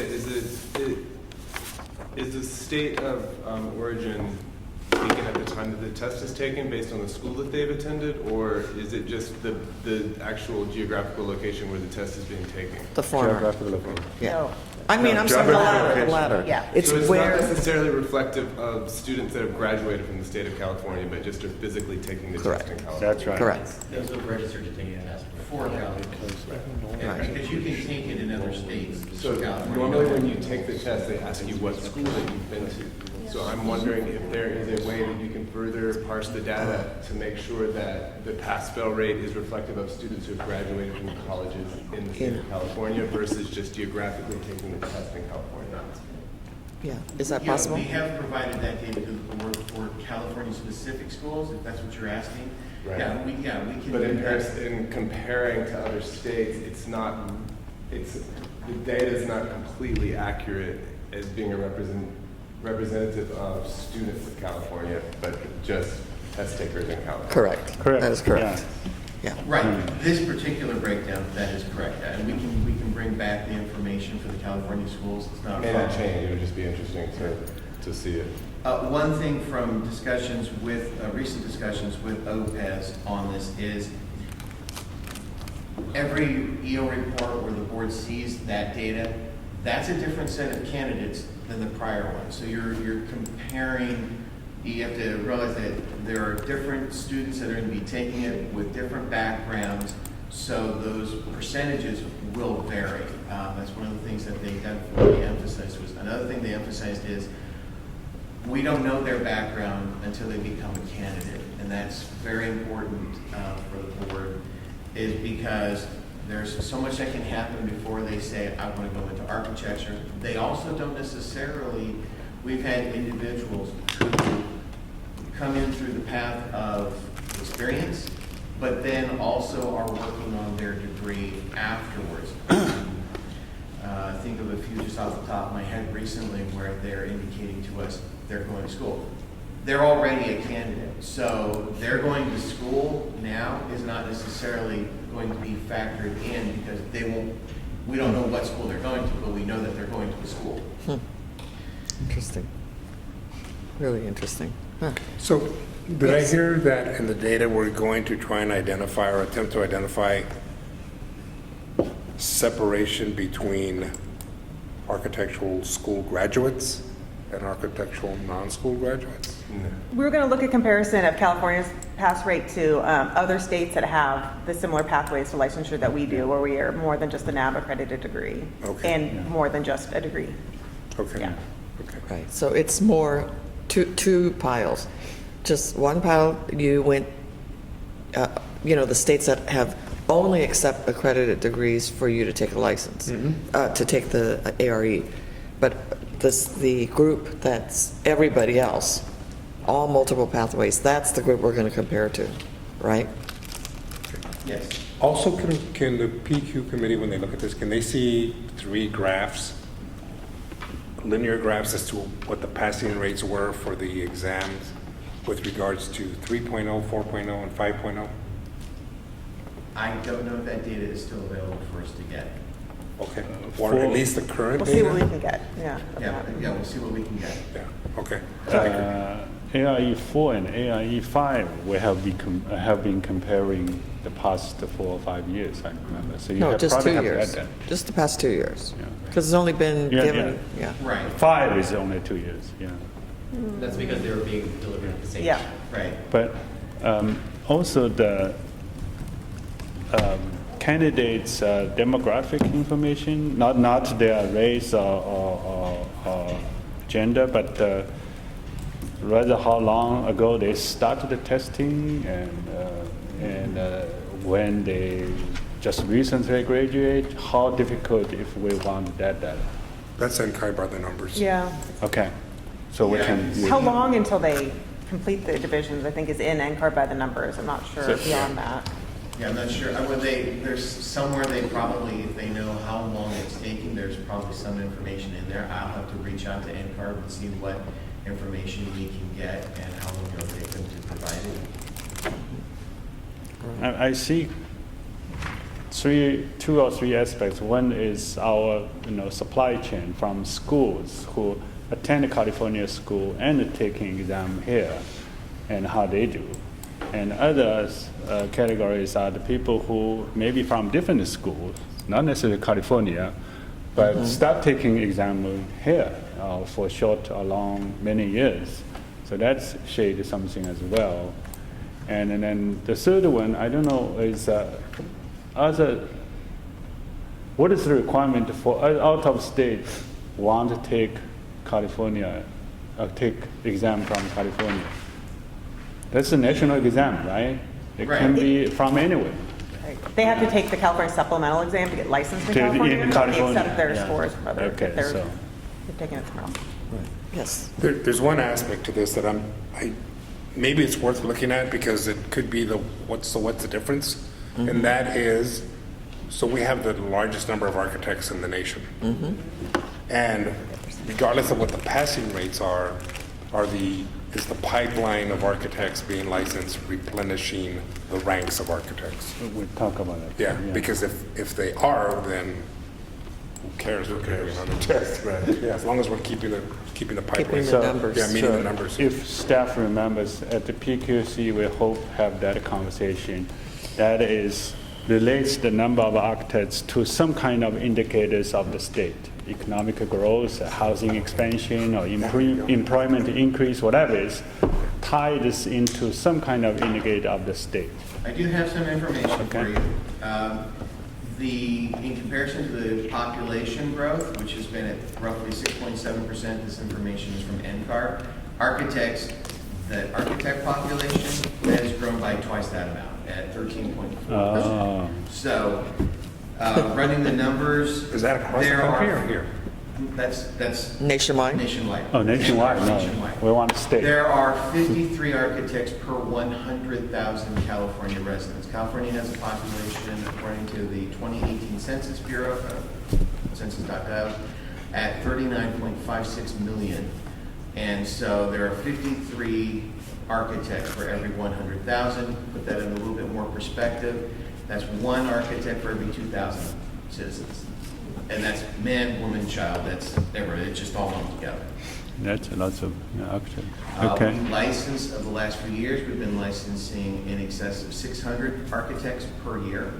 We have not seen a decrease, but clearly when we had the recession, there was a decrease. Right. Based on analysis, it is essentially when the economy is booming, there can be a shortage of architects, more jobs than there are architects to complete. But when the economy obviously is not doing well, it's the completely reverse situation.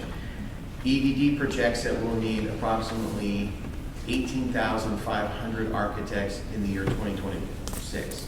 And that was, their windows run 2016 to 2026. I don't know why, but that's how they have their windows set up. So they're projecting that we would need that many architects around that time. In the state of California? Yes. Yes, yeah, Okay. it's California. What's the current amount? 22,000. 20,834. Okay, so we're ahead of it a little bit. Correct. Yeah, we have Yes, and oversupply. We've been fairly consistent with the Okay. number. Now, if we factored in delinquent architects, which is another 3,100 and some change, then we'd have over 23,000 individuals. If all of those people were no longer delinquent, got their license renewed, we'd have over 20, close to 24,000. Do we have we factored in a, I don't know how else to say this, a boomer factor on the number of architects between now and 2026? Retiring. Yeah, we've run the numbers, and we're not seeing any decrease. We're still, even though the baby boom generation is retiring, they are tending to retire. Architects do, like attorneys, they tend to retire later because They just can. die. Yeah. I mean, they're not, it's a Because they have to. profession, as I'm sorry, I said that. It's a profession that you can be practicing. I mean, we have people that are in their 80s Oh, yeah. that just recently retired. One in particular, he was 83. I think I mentioned him at the last board meeting, he said, I quit. Yeah. He was 83. Well, given we already have an oversupply of architects with some kind of reliable economic index, I think maybe this issues are less critical to the board. Maybe it's just a gate valve, Yeah, check yeah. valve, right? Check, just keep us informed, and maybe we don't need any action Right. for a few years. Yeah. That's really, I love that macro look at it. It's really helpful to know that in spite of these numbers, 5.0 not generating as high of a number, that there are adequate replenishing, as you put it, going on, and we should be okay with Not it. a crisis. It's not a crisis yet, yeah. No, that's great. Thank you for all that information, Marcus. It's really helpful. Okay, so where were we? Okay, so we were on the ARE data, so I'll. Oh, yeah. So on page 7, we have the CSE data, Okay. broken down by the first time and repeat test takers. Oh, yeah, let's look at that, CSE. So that was on page 7. Okay, here it is. Oh, doing much better on the CSE. Again, for Brett, because you're new, CSE just simply means California Supplemental Exam. And the reason that we do it in California is because we can. I don't know why. No, there are issues such as seismic and, whatever, sustainability things. So California issues that exam, and you cannot get licensed in the state of California even if you pass all the ARE sections. So then last hurdle is you take the CSE. And then when you pass that, then you finally get your license in California. Now, other states also have these sort of, added steps, I'm sure. Some do. Do you know which ones do? I mean, how many? Just as a macro number? Yeah, it's around 10 or so. Oh, okay. And they're varying degrees. Some are interviews before a board, some are written questionnaire. Some are Okay. just a take-home exam. That you can have somebody else do? Local law. Okay. So just so you understand that the 5.0, ARE 5.0 is the NCARB exam that's national. Everybody takes that one. But California, it's not dissimilar to probably the bar. I don't know, I'm not sure. Maybe the bar is different. The bar is every single state has their own, right? Yeah. Okay, so it is different. We have a national exam. Yeah. Yes. I forgot to ask a question, Marcus. Is there, or can staff put together a ranking for us that lets us know where California ranks in the 55 NCARB jurisdictions? Are we in the top 10? What do you mean? In the middle of the Ranking on field? what? Are we 55th in licensing architects? Oh, 55th. Quantity? Yes. Oh, quantity? Yeah. You mean And just cover straight number of architects that we have? Yeah, quantity. Correct. Yeah. Oh, in a just ranking, like- a comparative ranking. Just Sure, I mean, we can Yeah. put that together. Yeah, who's number one, right? Okay. And I mean, New York is very close to us. We're the largest. Yeah, but we're in the 55. In the 55, Where do we yeah. fall? Well, we have the We can most. certainly look into it Yeah. and see what information is available. I remember top three is New York, California, and Illinois. I don't remember the rank. Yeah, I Illinois think. seems to do I really think. well. Yeah. Anyway, so this maybe NCOM has them already. Was this the number of licenses per year? Yeah, I think so, or maybe average it over a couple of years or something, just to get a ranking of. No, I thought you wanted. Can we just straight on license, like number of licensees? Well, I think maybe it's a deeper question. Maybe there's straight numbers, but somehow it has to correlate to, I mean, like, if we license, what is it, 600 a year? Well, there's no way that the Virgin Islands are gonna do that. Oh, the So pace. is there some kind of correlative ranking we can do? We can definitely look into it and see what's available. Okay. Yeah, we'll have to spend some time figuring out what we can. Yeah, provide. yeah. We'll report back. Okay, Laura? Okay, great. Okay, so moving Next on item. page 8 is enforcement actions. Enforcement. The summary there. On our subject matter expert program, we selected 14 qualified licensed architects to serve as subject matter experts to provide evaluation on our enforcement cases. So it'll be different how we structured it in the past with our 2 architect consultants in the office. But we have 14 on contract where we can send information to them. We also believe we can use this process to have an architect consultant still in the office as needed. So we're figuring it out as we go, but so far it's been fine. We're just at the point now where we'll be sending out cases to them. Okay. We have them throughout the state, which I think is helpful. Laura, can I just ask a curious question? So I did look at your solicitation material. One of the criteria is ask the proposer that what is the rate you want to charge or something? Another, right? Their service fees. They all get paid the same rate. Oh, really? Yeah. I thought you ranked them by the person who require less or require more has different scores. I think we did that for the in-house contracts. Oh, that might have been for when we Yeah. did the RFP, but not for this. So is process. it legal? You can judge them by how many? I'm sure. Not sure. Interesting. As you know, we had problems with that contracting process. Oh, So okay, good. Yeah, we're try not this doing. route and see how it goes. So we're not doing that at all in-house. We still have the option of trying to modify the proposal we had to go that way if we Okay. need to. It will be quicker and easier and more flexible if we can rely on this process. Okay. So we'll have to see if that meets Okay. the board's needs. Okay. So let's see, you have the summary of the actions, and then on page 11, starting with statistics, current year and the prior years on complaints, citations, disciplinary actions. And then on page 12, we have a chart of closure of complaints by fiscal year. You can see what the type of action was for the closure. Most common violations, then going on to page 13. And those stay pretty consistent. Starting on page 14, this is just an update on the strategic plan. I just included all of the goals, objectives, and then a status for them. So as you know, they're all being addressed by the various committees, which will continue to meet. It's a 3-year strategic plan, so we still have 2 years to complete. And then I think we'll have LATC update a little bit later in the agenda, but their information is there starting on page 16. If there are any questions at this time, we can pick it up later. Okay. That is all. All right, so then the next item is for you, Laura, to present a report on the draft NCAR model law. And I should say we also have lunch here whenever you want to take a break. Yeah. You want to complete this item first? Yeah, why not? So this NCARB has been working for several years.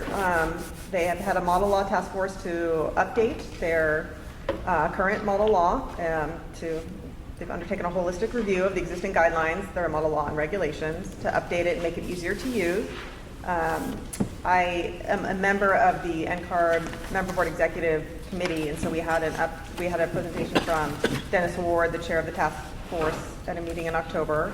We went over the document, which is included in the packet. They also sent out, maybe last week or earlier this week, the model regulations. So anyone can provide comment at this time on the regulations. There was an opportunity to provide comment on the model law as well But they did ask just each board to have the opportunity to review it, which is why I placed it on the agenda. So there's not really any specific items that we need to talk about now. I will just mention, the one thing I mentioned at my member board executive meeting is that while this is a current requirement of NCARB, their preferred way to licensure is through the NAB accredited degree. California has multiple pathways to licensure, and it's been important for the board and for the state to have those pathways. And so voting to approve this model law, could potentially be seen as reaffirming support for just the NAB degree. I have a question. Okay. Tim. Can I comment? 10 and then. Okay. Okay. So I read Dennis Ward's email. I don't recall I seeing a deadline for our comments. There's a deadline? They had an initial deadline when it first came out, but they'll still take comments. Great. This will come up at the regional summit, and then at the annual meeting, I think is when it would be approved, which the board is not likely to be able to attend. So is it a possible, because I look at the documents, very comprehensive, quite a few areas could be a concern of the state, including the one you mentioned, NAB degrees. Is it possible we can, of course we need a discussion today, but can we also direct PQC to look at this in details at the next meeting? Sure, we can add it to their agenda in January. If there's no clear deadline. So I think it's a very important point. We can support it, or we can support it with qualifications, for example, so make sure our position is clear. Okay. Okay. Yes. All right, so when this board represents at the annual meeting to accept the model law, I think it's very important to understand that acceptance, a yes vote, does not mean an adoption of the model law. Correct. It simply means a replacement of the antiquated and outdated model law with the new model law or modernized model law that's been worked on for the last 4 years. Also, it's important to look at the regulations and how the regulations stipulate the issues in the model law. I guess attorneys call them the rules of law, right? Regulations. I don't know if I'm correct with that. Attorneys in the room? We have 3 attorneys here. Okay, so anyway, but the regulations with regards to our architectural education initial licensure, the regulations do state in fact that by the definition of education, a successfully completed and approved examination for structured licensure, as well as an experience consideration. So it's up to the board to allow for an experience substitute for education. That's in the regulations. So California is not getting aced out in their multiple pathways in the model law. That's been discussed. We just had a meeting in October. So the model law attachment that's in your packet is very much outdated. It's been completely refined and focused since then. Wow. Yeah. So, and you wouldn't have seen that unless you read the Dennis Ward's copy that just came out last week. So can we get the latest at the PQC meeting? Yeah, I'm sure that's what's going to be made available. Sure, yeah, so they did send out a new version. It's not clear from the email that was sent out what is different from this draft versus that draft. It'd be nice if they gave us a mocked up version. I don't think so they're going ask to for that. provide that because we had a discussion about Okay. that, and if you were to look at that, it's like horrific. It's like these red lines, blue Yeah. lines. So, but I actually went through it. I could send like an email on which paragraphs have changed, which sentences have changed, and so forth. So. Right, and you do raise a good point. It is a model law, and NCARB doesn't expect every state to follow every aspect of it, and that there will be changes.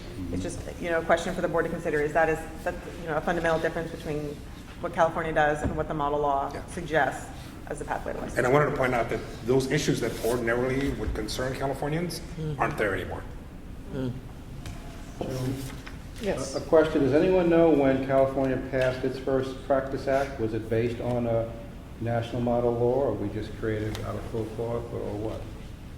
Good question. I don't believe it was based on model law. That's a good question on the exact date. I don't recall when the model law was created. I know for but- Yeah, the model law I think was like architecture, several years ago. we But I were don't, the first when you state. study the model law, it almost reads like our Practice Act.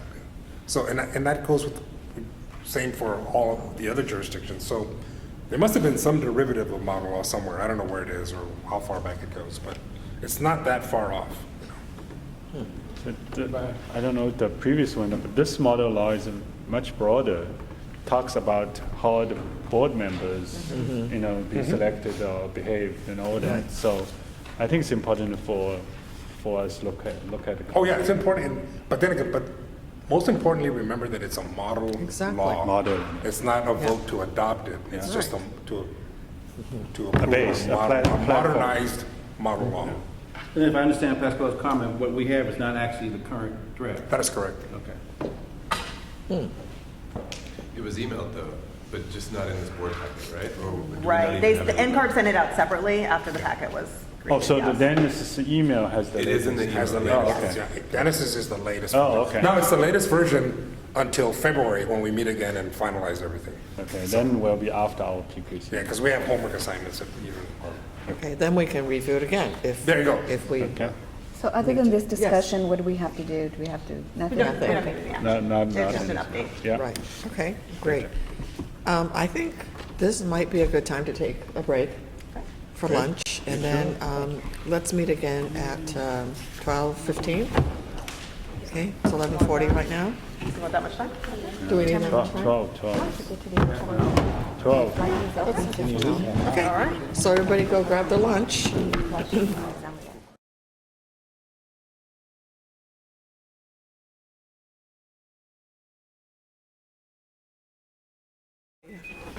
Finished our lunch.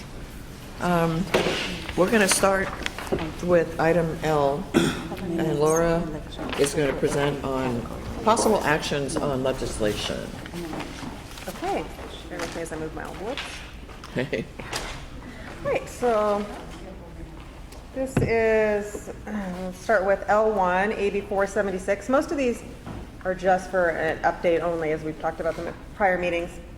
Assembly Bill 476 would have established a task force on foreign trained professionals at the Department of Consumer Affairs.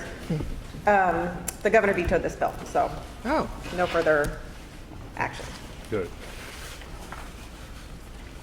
The next item is Assembly Bill 626 by Assemblymember Quirk Silva on conflicts of interest. This is the one the board's talked about at the past few meetings. It's on the inactive file, so Yeah. it's eligible to be taken up again in January when the legislature reconvenes. It would need to move out of its house of origin, the Assembly, by the end of January. So we've had some discussions in the past. There's information in your packet if you want to discuss and take any possible action on this item. I thought we would take the position of wait and see. On the advice of Mark. Yes. Still the case? Wait and see? Yeah, thank you, Mark Christian, AI California. Yes, wait and see. There's a possibility the bill will come back up in January. If it does, and what that language will be, I can't tell you right now. I think it would be a perfectly reasonable position for this board to take, to wait and see what the language is before considering taking a position. I missed the last one. For us to not take a position or not take a position? That's, of course, that's up to the Oh, board. of course, I asked. That's up to this board. I cannot tell you what language it will be, and I think it would be reasonable for the board to want to see the language before considering taking the position. And right now, I cannot tell you what that is. Yeah. So can we do this? Again, we have new board members. It'd be really good to just, can you just give a very quick summary of this whole? Of the bill. Yeah, thank you. This would make a change to the body of law, state law, that deals with conflicts of interest. As it's now interpreted, the Government Code 1090 body of law, as is now interpreted in relation to design professionals working for public entities, nothing in the private sector, public entities, it in many cases will prohibit follow-on contracts. So if an architect does pre-design or if an engineer does pre-design work, they will now be excluded from doing design work as a follow-on contract because it was deemed to be a conflict of interest under Government Code 290. This bill would say these follow-on contracts, as it has been in the past, is not a conflict of interest. That's right. Thank you. Why was it originally thought that? I think it's court rulings and stuff, just court rulings that, I'm sorry, maybe I can do that. Could you ask your question again? Yeah, why was it thought at one time that it would be a conflict, and why was the law created as a result?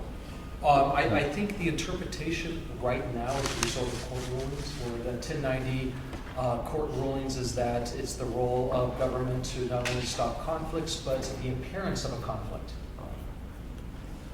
And so there's an appearance of a conflict if an architect, is doing pre-design and now working, competing for design, they may have some advantage and they have some conflict. So, Brett, just the agencies all adopt that.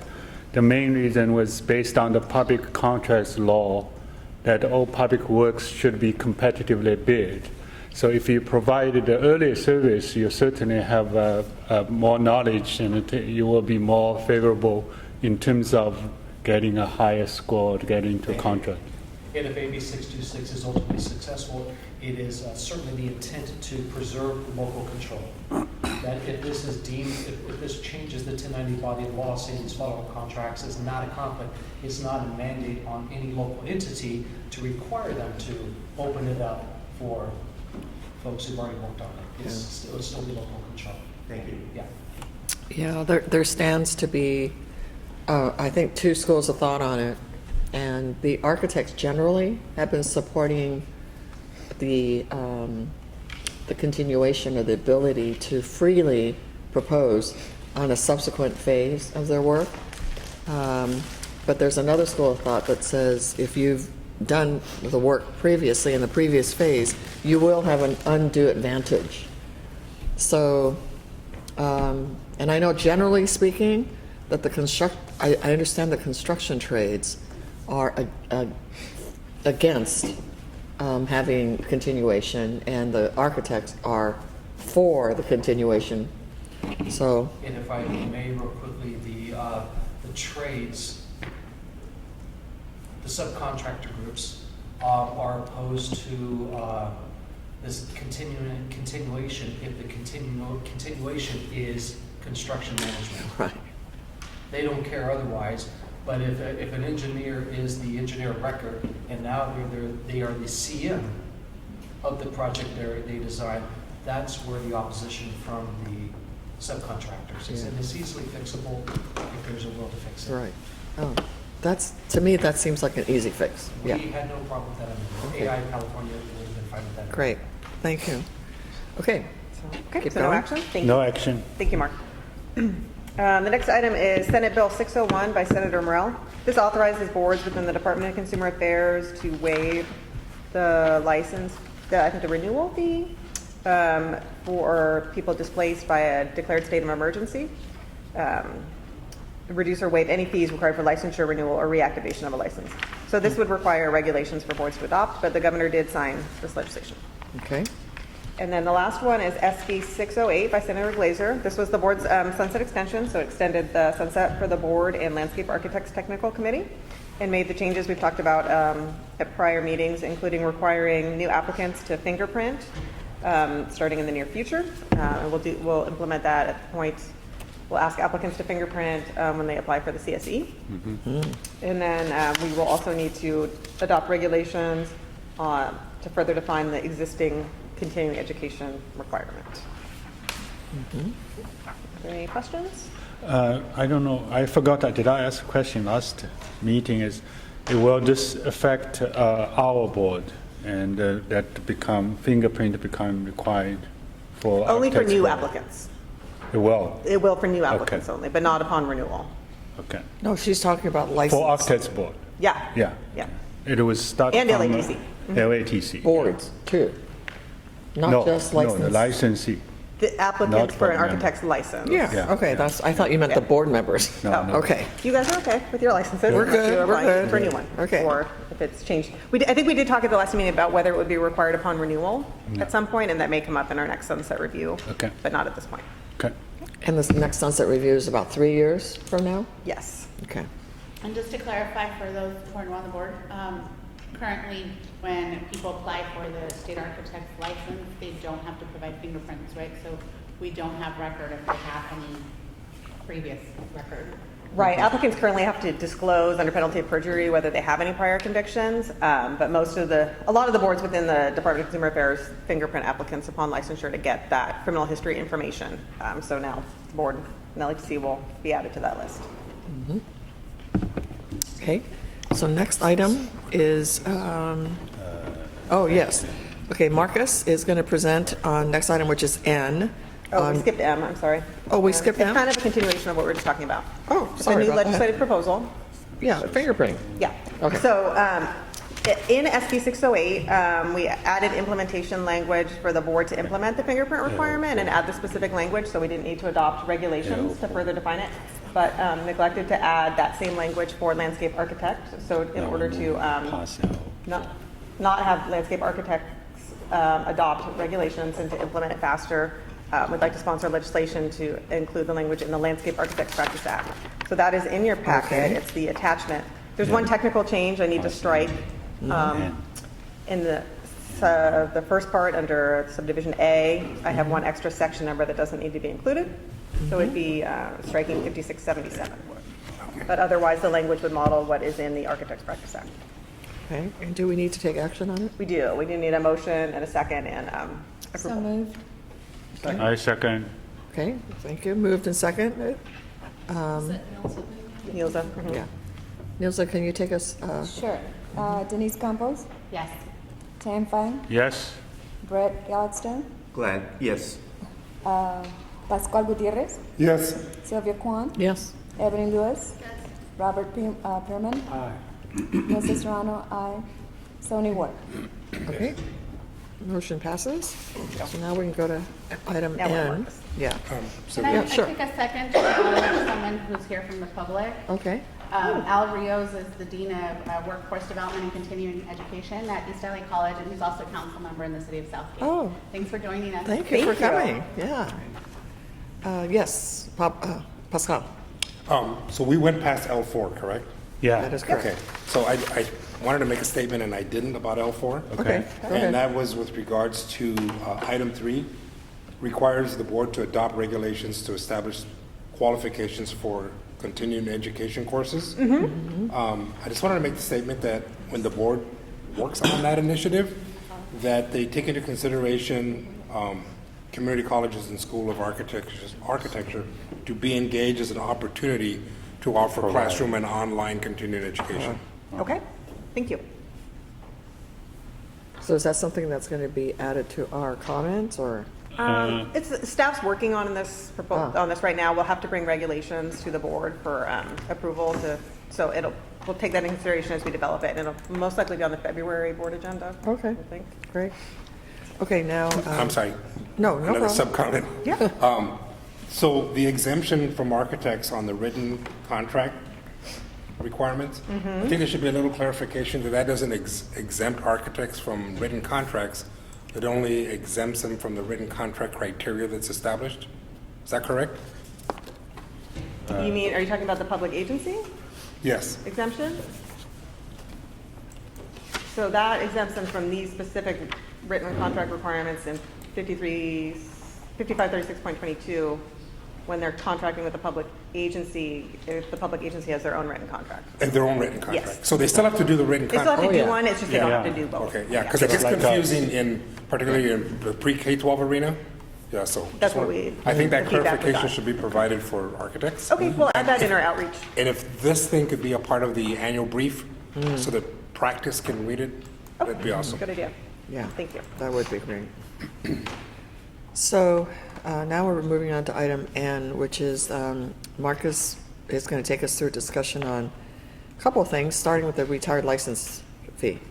Okay, so at the last meeting, the board members asked staff, after we provided the analyses of fund conditions, to review and see what the actual administrative costs are for issuing a retired license. So we worked with budgets, and what we determined is that a $40 fee for issuance of a retired license would be sufficient. So we're asking the board today to vote on an amendment to California Code of Regulations Section 144 for fees to codify that.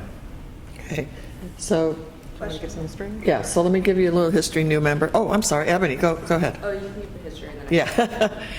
Yeah, the history is that when an architect wants to retire, but keep the term retired architect. It's an official, what do you call that kind of title? Protected? It's a protected title. Protected title. So you tell friends, I'm a retired architect. That is actually a protected title. And none of us really knew that. We just thought you just tell everybody you're, well, I didn't know anyway. I should say I didn't know that you can't just say, hi, I'm a retired architect. You actually are protected.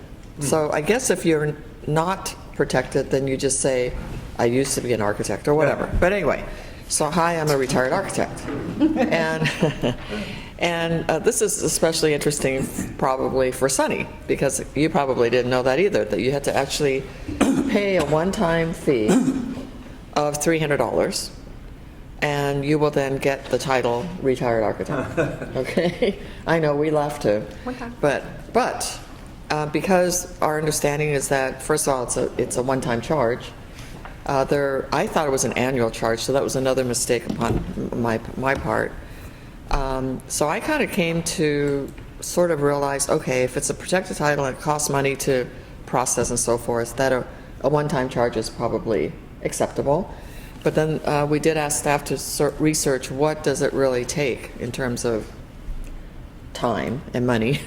And now Marcus came back with a $40 thing. So that's what we're going to vote on today, whether we want to accept that or we have exceptions to that recommendation. We have discussed no fee, no one-time fee, that when you're going to be a retired architect, you would just be a retired architect. However, in thinking about it further, I realized that having a little fee or modest fee like this is actually probably a good thing, because it actually jogs one's memory to say, oh, this is actually a protected class, and that we are now a retired architect officially. So anyway, that's my take on it, but I'd like to hear other comments. Also Yeah, includes the certificates. That's what it costs to print it probably, and That staff you get a time. certificate. So Yeah. I just wanted to ask the breakdown of the 40. Was it mainly the certificate? Can you talk a little louder? I mean, dollars. Like, what is it that is actually costing? It's staff resources to complete the task. That was the primary component of it. So we looked at like the number of minutes it takes for the classification to do the work to process the retired license application and get it issued and in the mail. And it came up to about 30 minutes of time on average. To give. So that's most of the cost. And then we also include, OE&E is a little fraction of that as well, because it's included in all of our costs and pro rata, I believe. Yes. Yeah.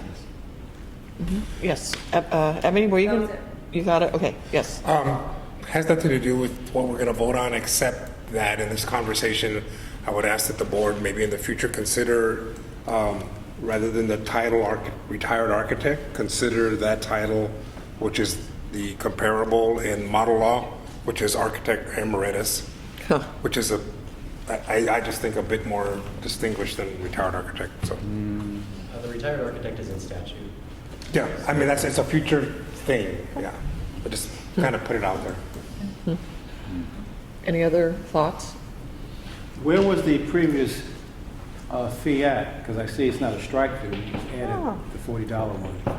That's a good question. Barry Williams originally raised this issue of the fee, and then when we looked at it, realized that the statute allows us to charge up to what the renewal fee is, but it should have required us to adopt regulations to specify the fee amount, but we did not, so we've just been charging the renewal fee. So we need, regardless, I guess, of what fee amount we settled on, we needed to adopt regulations to specify. Right. Okay. But would there be no class action where all the retirees want? Yeah. I know. One does worry. But with all the baby boomers retiring shortly, it'll be good news. And you do get to hang yet another plaque on a piece of paper on your wall. Side of your car. Yeah. Any other comments? Yes, public comment? Question. I think Board Member Lewis kind of brought this up a little bit, I believe. At the last meeting, there was discussion, there was mentioned that those who are retired architects also get a certificate mailed to them. Does this cost cover that? Yes. Okay. Thank you. And AI California is perfectly fine with this. If it's a corrective fee, a reasonable fee, Yeah. it's fine. We also recognize that one can retire without doing this for no fee. So this is an option, and we're fine with it. Right. I think it's good if it is the actual cost. Right. Yeah, so actually, that is a good question, again, for the newbies, but I can't actually honestly remember what you said. So if you don't get the certificate and pay your $40, what are you allowed to call yourself? You cannot use the term retired architect or architect retired, because those architects. Wow. You just have to use tired. However, there's no I used to be a licensed there's no architect. enforcement. However, there's no enforcement. right? Tired. You just have to use tired. Yeah, tired. Tired old architect. Expired. Yeah, expired. Expired. Soon to expire. All right, so let's go ahead and, shall we take let's get a motion? I make a motion that we adopt item N1. Second. Great, motion and second. Ms. Secretary? Can you tell me what that motion was for, please? Yeah. Sorry, it's hard for me to hear what. For the Go ahead, fee- Robert. To So we're going to reduce it to what amount? $40. $40? And initiate only. Okay. Tara? Because this is a regulation, I've got that 45-day language motion that I need Yes, to that's read, it. that Robert, if you want to make this motion, this would be it. Okay. Okay, so the idea is to adopt a $40 retired license fee in section 144. Okay, so the motion is to approve the proposed regulatory changes, direct the executive officer to take all steps necessary to initiate the rulemaking process, authorize the executive officer to make any technical or non-substantive changes to the rulemaking package, notice the proposed text for a 45-day comment period, and if no adverse comments are received during the 45-day comment period and no hearing is requested, adopt the proposed regulatory changes as modified. She took the words right out of my mouth. Okay. Denise Campos? Yes. Tian Van? Yes. Brett Gladstone? Yes. Pascual Gutierrez? Yes. Sylvia Kwan? Yes. Evan Lewis? Yes. Robert Perman? Yes. Nelson Serrano, yes. Sunny Ward? Yes. All right, we have thank you so much for doing the motion passes. But Marcus, thank you so much for following up and doing the motion analysis, if you will, or whatever it was. But I hope that satisfied board members' concern. And I think going forward, retirees will be very pleased. Okay, so next item is actually, Laura's going to present this next item, the 2020 legislative Thank you. proposal. So this is N2. In our staff research on this issue, we identified the need for a change to our statute for clarification for the way in which a licensee can take their retired license back to active status. The statute distinguishes between a license that has been expired for less than 5 years and also more than 5 years. And so we just want to amend the section for reinstating a retired license to clarify that a licensee follows either pathway, whichever is applicable. So there's language in the packet, but I would also like to amend this. So there's language for 5600.4, and you can see the change was just to add section 5600.2. But after 5600.3, I'd like to add as applicable to make it clear to the licensee they have to follow. They can't choose which pathway they're going to follow. It's based on how long their license has been expired. So it's just a technical change that we identified. Yes. But to clean up the reinstatement Okay, process. 10 and then, I just want to move the motion. okay, go ahead. Motion. So, question, in that renewal of license if it hasn't been expired for more than 5 years, would the architect be required to provide or caught up required continuing education? No, they don't have to. Okay. Yeah. Thank you, Marcus. Oh, they don't, so they just start over. They just start over, so they can skip like 4 years of Yeah, 2 cycles worth. continuing Yeah. education, Yeah. okay? Yeah. Yes, Robert? 2 questions. So is 5600.2 new? It's existing law, it's just not referenced in there. Oh, So okay. that, this 5600.4, this section here is how to reinstate a retired license, and I think 5600.2 is for less than 5 years, and 5600.3 is for more than 5 years, how long your license has been expired. and what you have to do. Okay, and then I'm looking at 02 says you have to pay the renewal fee plus a delinquency fee. I don't know how much that fee is, but it seems strange if you retired thinking you're going to retire, and 3 years later you decide to go back in, you've got to pay a delinquency fee. That just seems a little bit. I don't think for reinstating the retired license, we'll be charging the delinquency fee. So it's only for someone renewing an expired license. No, I right? think you It would. says shall. If there is no delinquency fee, if it's not delinquent, then there's no delinquency fee to assess.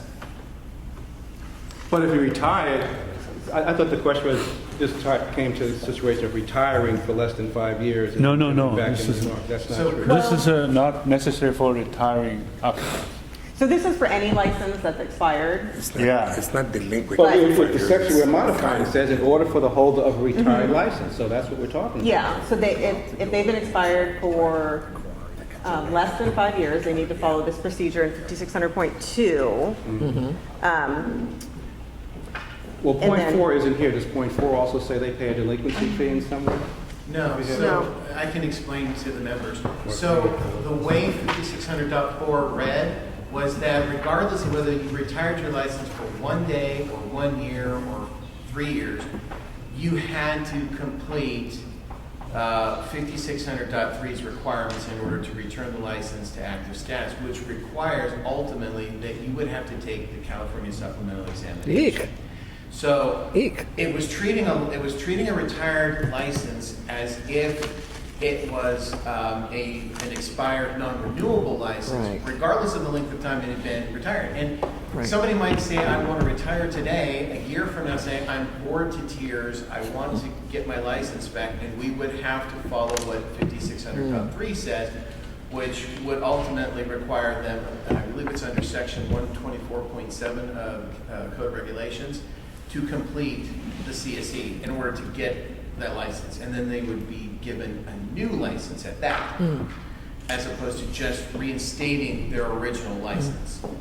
So by adding 5600.2, it makes it easier for people who change their mind after, a year or two, as long as it's under 5 years, then they can just more readily come back. There is a section, I think 121.5 of the general B&P, that waives the requirement for, correct me if I'm wrong here, waives the delinquency. So I think we're getting confused. Yeah. 5600.4, which is revising, is about the retired license. We're adding a site to 5600.2 only because that's the procedure to reinstate your license. 5600.2 is aimed at expired licenses, and that is where the delinquency comes in. So if you're retired I see. and you want to reinstate, you follow the procedure under 5600.2, but you most likely don't have any delinquency fees. Got it. Because you had officially retired as that term is used. Right, Now I see. that's right. Okay. Thank you. All right, got it. Are we all set with questions? Okay, so, we don't have to vote, it was just We do need a motion. We do? No, no. Oh, okay. Agreed. So Sorry. Jan moved it. Yeah. Okay. I'll Second? second. Okay, Robert seconded. Public comment? Public comment? Okay. All right, so Nilsa, please take the... Denise? Tan? Aye. Brett? Pascual? Yes. Sylvia? Yes. Ebony? Aye. Robert?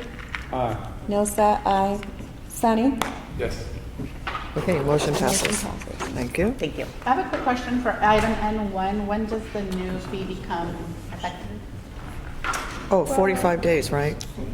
We'll need to start the regulatory process. Right, we have to start it, it has to go through the usual rulemaking process, including DCA review. So it's not in effect yet? The new fee is not? It will not be until it is filed with the Secretary of State. Hold on, what is, Probably a year from now. a year from Oh, a year, okay. That's Okay. good to know that it's going to take that long. I mean, it's good to know.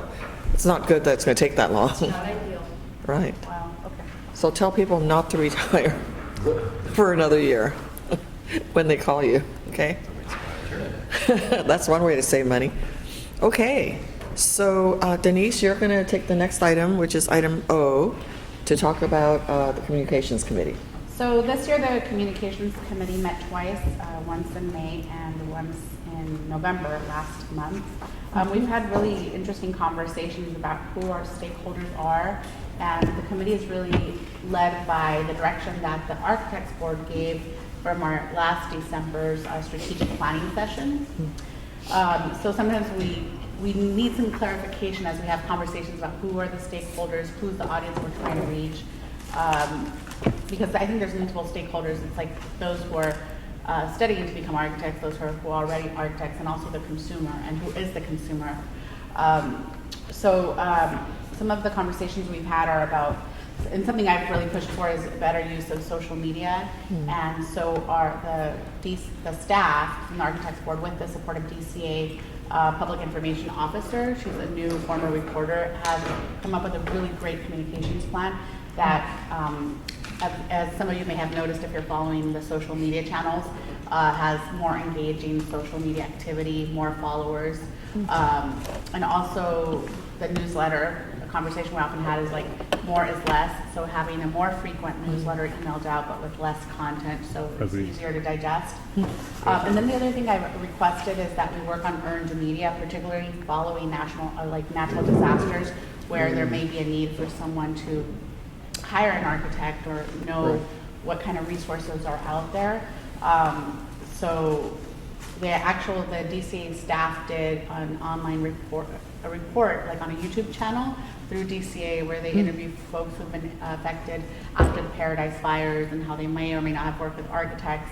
But I want to take it to the next level, and I've asked them if we can work on doing some media, including Spanish language media or any other languages that might be relevant, just as educational pieces. So we don't need a budget, we just need to work with local media contacts throughout to do stories that highlight the work of architects or the work of the Architects Board or the resources that are provided. So that's kind of off the top of my head of some of the conversations we've had. I'm looking down at the item, at the board report, seeing if I'm missing anything or if there's any questions that anyone has. Questions for Denise?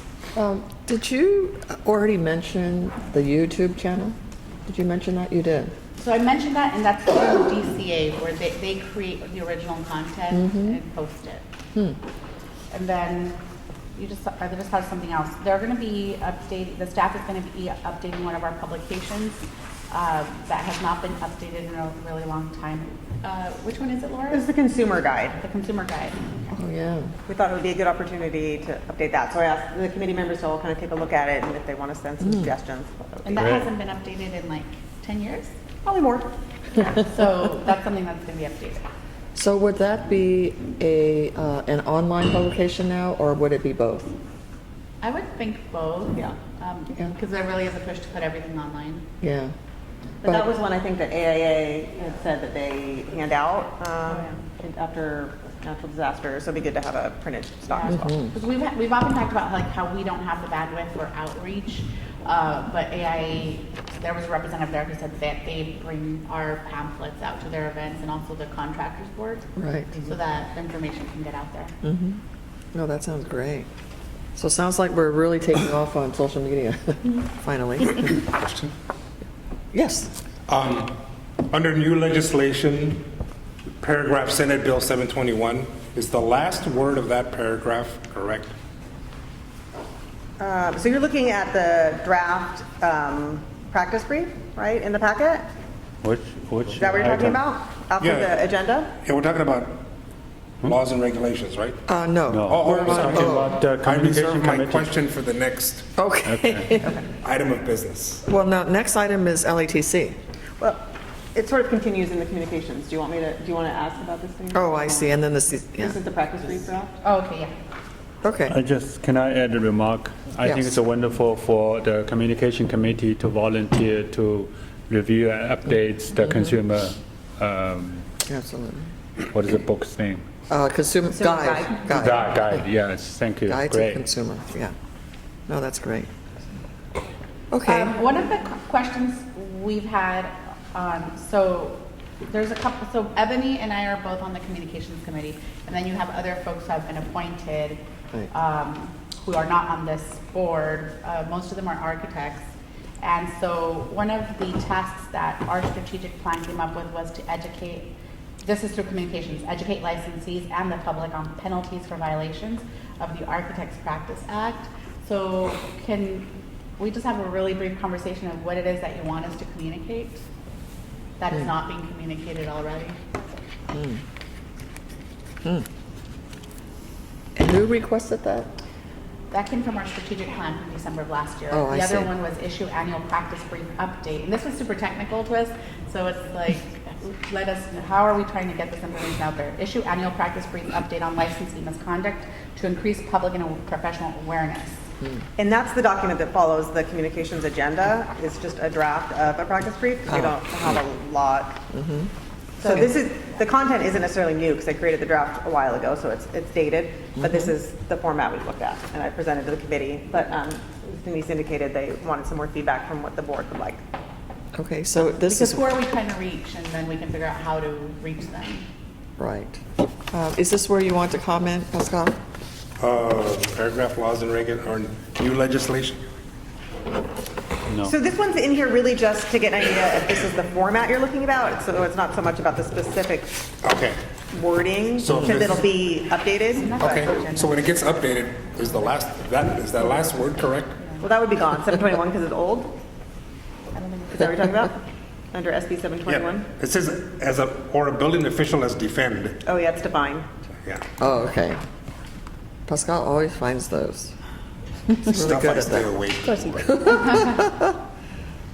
Excellent. Okay, now, are we done with your report, Denise, or do you have more? That's it. Okay, keep up the good work. Let's just get into keep going to the 21st century. Staff Okay. has done a great job. Yeah, great. Okay, next item, yes? You want? Yeah, next item, we're on the LATC report, and Trish, can you take us through that? So since the last board meeting, the LATC met twice. They had a teleconference meeting held on September 5th in preparation for the CLARP annual meeting to approve the election ballot as well as resolutions.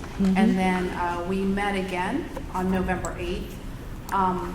From that meeting, just to highlight a couple of things, we had a presentation from OPES and Stop. What's OPES? So new sorry, members? Office of Professional Exam Services.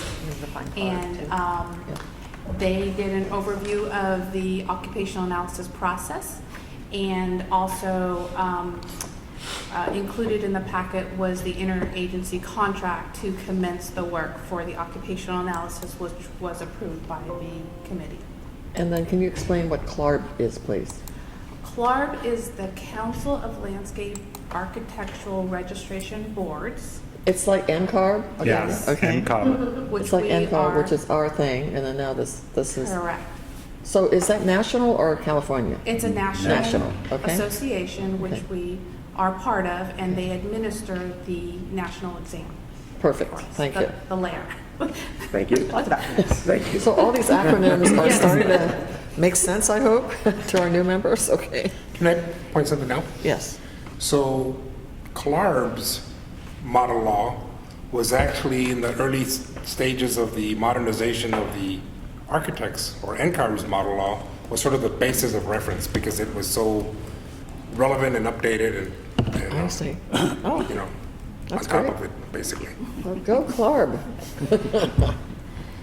Okay. And then the second item I wanted to bring to your attention is the LATC administrative manual, which was part of the Sunset Review Report submission back in December 2018. And then following that in June, the board approved additional amendments to the manual.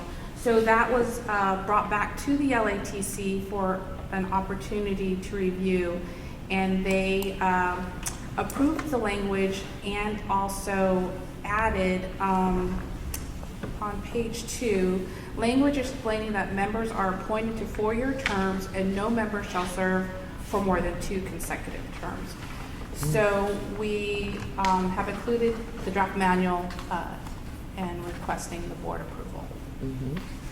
So it's interesting that I'm looking now on the pass rates for the LATC exam. You call it this, let's see here. The LARE, L-A-R-E. Yeah. Oh, they have a CSE as well. Yeah, they have a CSE as well, and the percentages are quite a bit higher than the architects' pass rates. Completely different exams. Yeah, of course. Yeah. But still, they're doing very well. Oh, thank you. You don't have an overabundance of landscape architects, do you? We don't. No. They're exactly the same. No, There's but just a congratulations on these numbers. They're really impressive. Okay. Let's see, and then you also had another item for us? Or did you? So if I could get a Yeah, we need motion to- on this yeah. approval, and Okay. then Tara will present Okay. the The next language. Oh, good. regulatory Very good. languages. Okay, so are we just approving your? The manual. Oh, the man, okay. Any other comments before we entertain a motion? Okay, is there a motion? So, Tara, you're going to read the language, or is it just adopt staff's recommendation? This is to adopt the revised member administrative manual. Okay, so I'd like to make a motion to accept staff's recommendation. I have a question. Okay, we have a motion and a second, and we have discussion.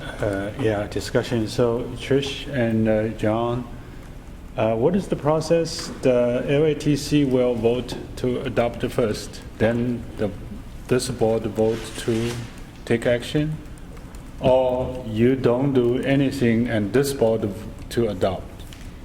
LATC approved the draft language. They actually made additional edits during our meeting, which are in track change on page 2.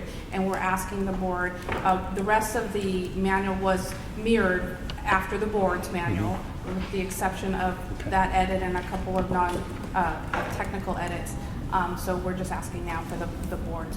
So that indicating that the full committees agree or have a consent on this? LATC? Yes. Okay. Great. Okay. Public comment?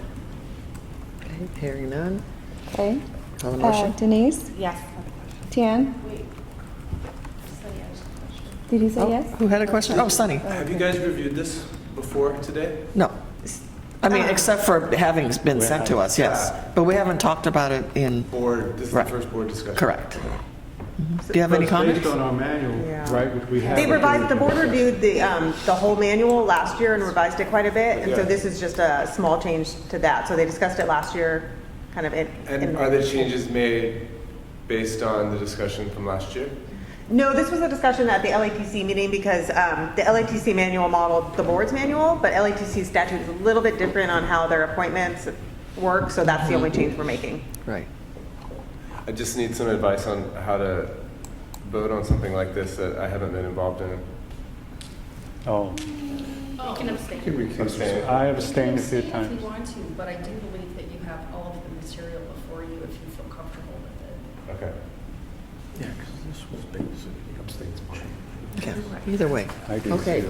where were we? Nice stuff. Oh, okay, let's go ahead and take the roll call. Okay. Denise? Yes. Tian?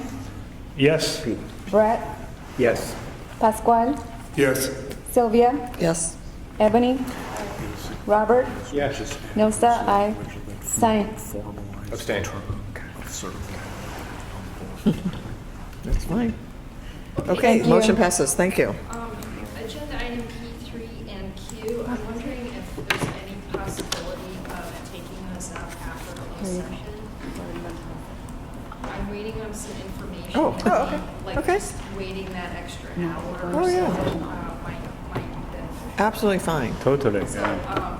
I'm recommending that we do closed session now. Yes. I assume Is next. Can we review the meeting dates, agenda Yeah. item R first? Because a couple of members may have to leave early, Yeah. so let's go ahead and do meeting dates. Okay. So this is agenda item R. I was trying to pick our meeting dates for next year. So I have timeframes I'm looking at in here. The first LATC meeting is February 5th, that's just for information. So I'm looking at holding a board meeting the week of February 24th, possibly in Sacramento. But when I surveyed members, and this is prior to our new members joining us, I was looking for a day of the week that works best for everyone, and there was not one. So I thought maybe if we just talk about it real quickly, you guys could decide, or I will be happy to pick. But we've been meeting on Wednesdays. It seems like that maybe is a good deal for everyone going forward. So It works. Wednesday's good. Oh, Wednesday's good? Yeah, Wednesday's fine. Wednesday's fine?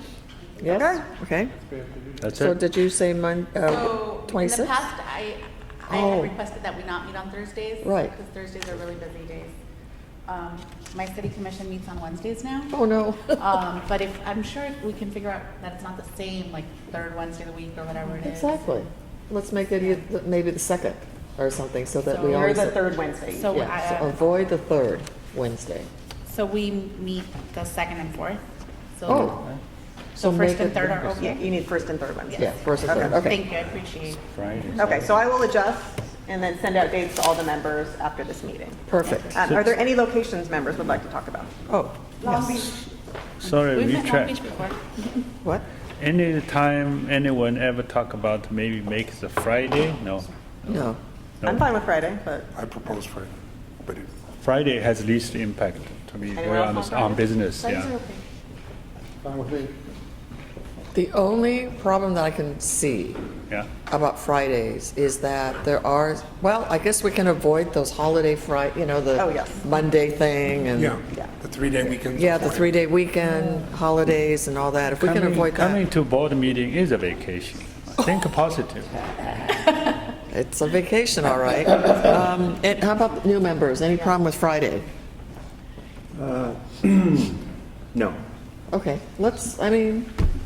we can put Friday out there and okay, see so what we don't have to set in happens. stone, but I'll try Friday dates. I'll send them out to you, Yeah. and then we can do another poll. I just Sure. thought it might be easiest to talk about. Okay. So we can look at ideally maybe Sacramento in February. That way we can get a budget update. I Our like budget that. analysts can't travel. And then any other locations that members want to throw out is fine, Yeah. or we could decide later. Locations, you mean? Locations. Oh, no, I think we should, Nielsa, do you have any recommendations for? Said Long Beach. Long Beach, okay, let's put that We do have a in. location that was offered. It was studio. I have it. Yep. You have it. Yep. Okay, cool, I'll add that in. all right.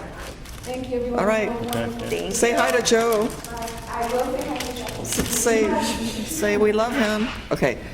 Okay, we got Long Beach. Any other? I would like to try Berkeley again. Okay. Let me work on him. Let me work on Renee. Okay. Okay.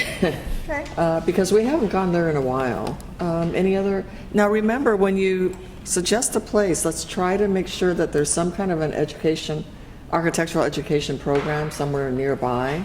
Doesn't have to be in that particular town. Okay. So my thought was, I did not push hard enough, but I like go to the place that people want us to go. People think it's enhancement to them. So. Yeah. So they're requesting. Yeah, requesting us. And for the new members, I'll mention we've met at the new school in San Diego. We've met at Long Beach near the convention center. We've met at Woodbury. Right. We just met at a community UCL. college in Sacramento, San Francisco, USC. But we have not. Cal Poly this year, yeah. Right, but we Maybe haven't. Cal Poly Pomona if they I want was us. thinking that. Yeah, Pomona? okay. No, we met Pomona before. Did we? Yeah, but not recently. Yeah. Yep. Yeah. Yeah, it's been a couple of years. Yeah. And then what about UCLA? They have something, don't they? Program. Masters. Oh, yeah, let's, Okay, that's that gives us some options. Yeah. Oh, he did. You got your M mark there? Oh, so you can be the host at UCLA. Perfect. Perfect. Okay. All right, so, great. All right, so what we'll do now is go into closed session. Right, That question. means, yes, Is this 2020 December a strategic No. meeting? next one. The next, so every 3 Right? years? 3 years. Oh, every 3 years. Okay. So not moved it till, to 3. oh, it used to be every other year. Okay, so 2021. I think we will. So we're good. All right, so we're now going to go into closed session, so everybody can leave except for Tara and the board members. Am I correct? Yes. Okay.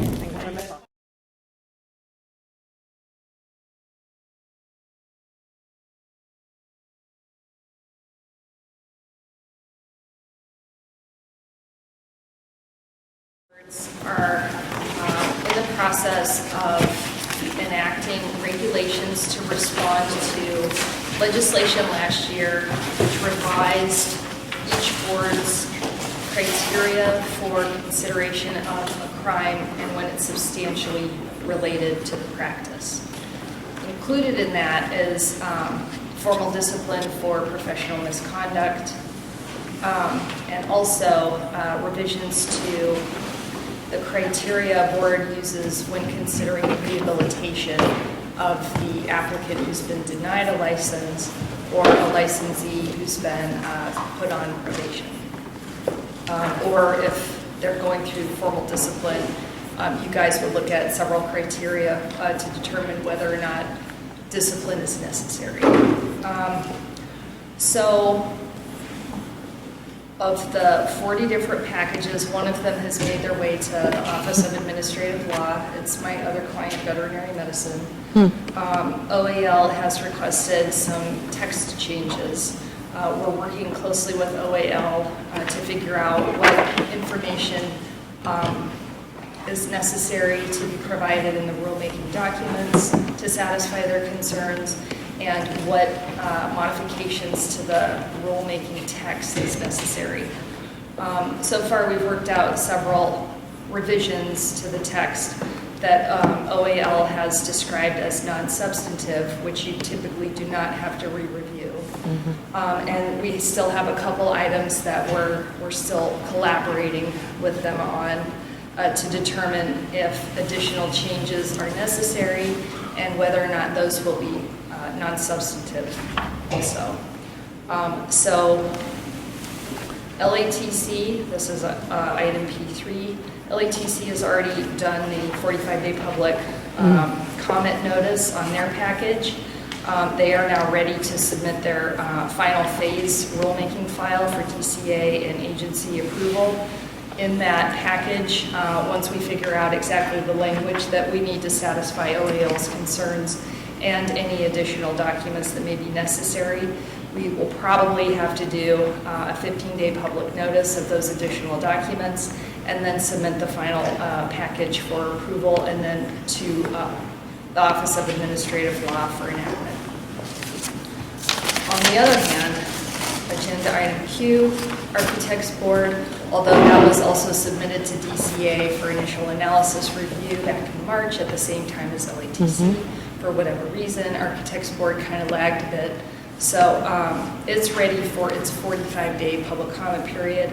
My recommendation is to go ahead and start that public comment period.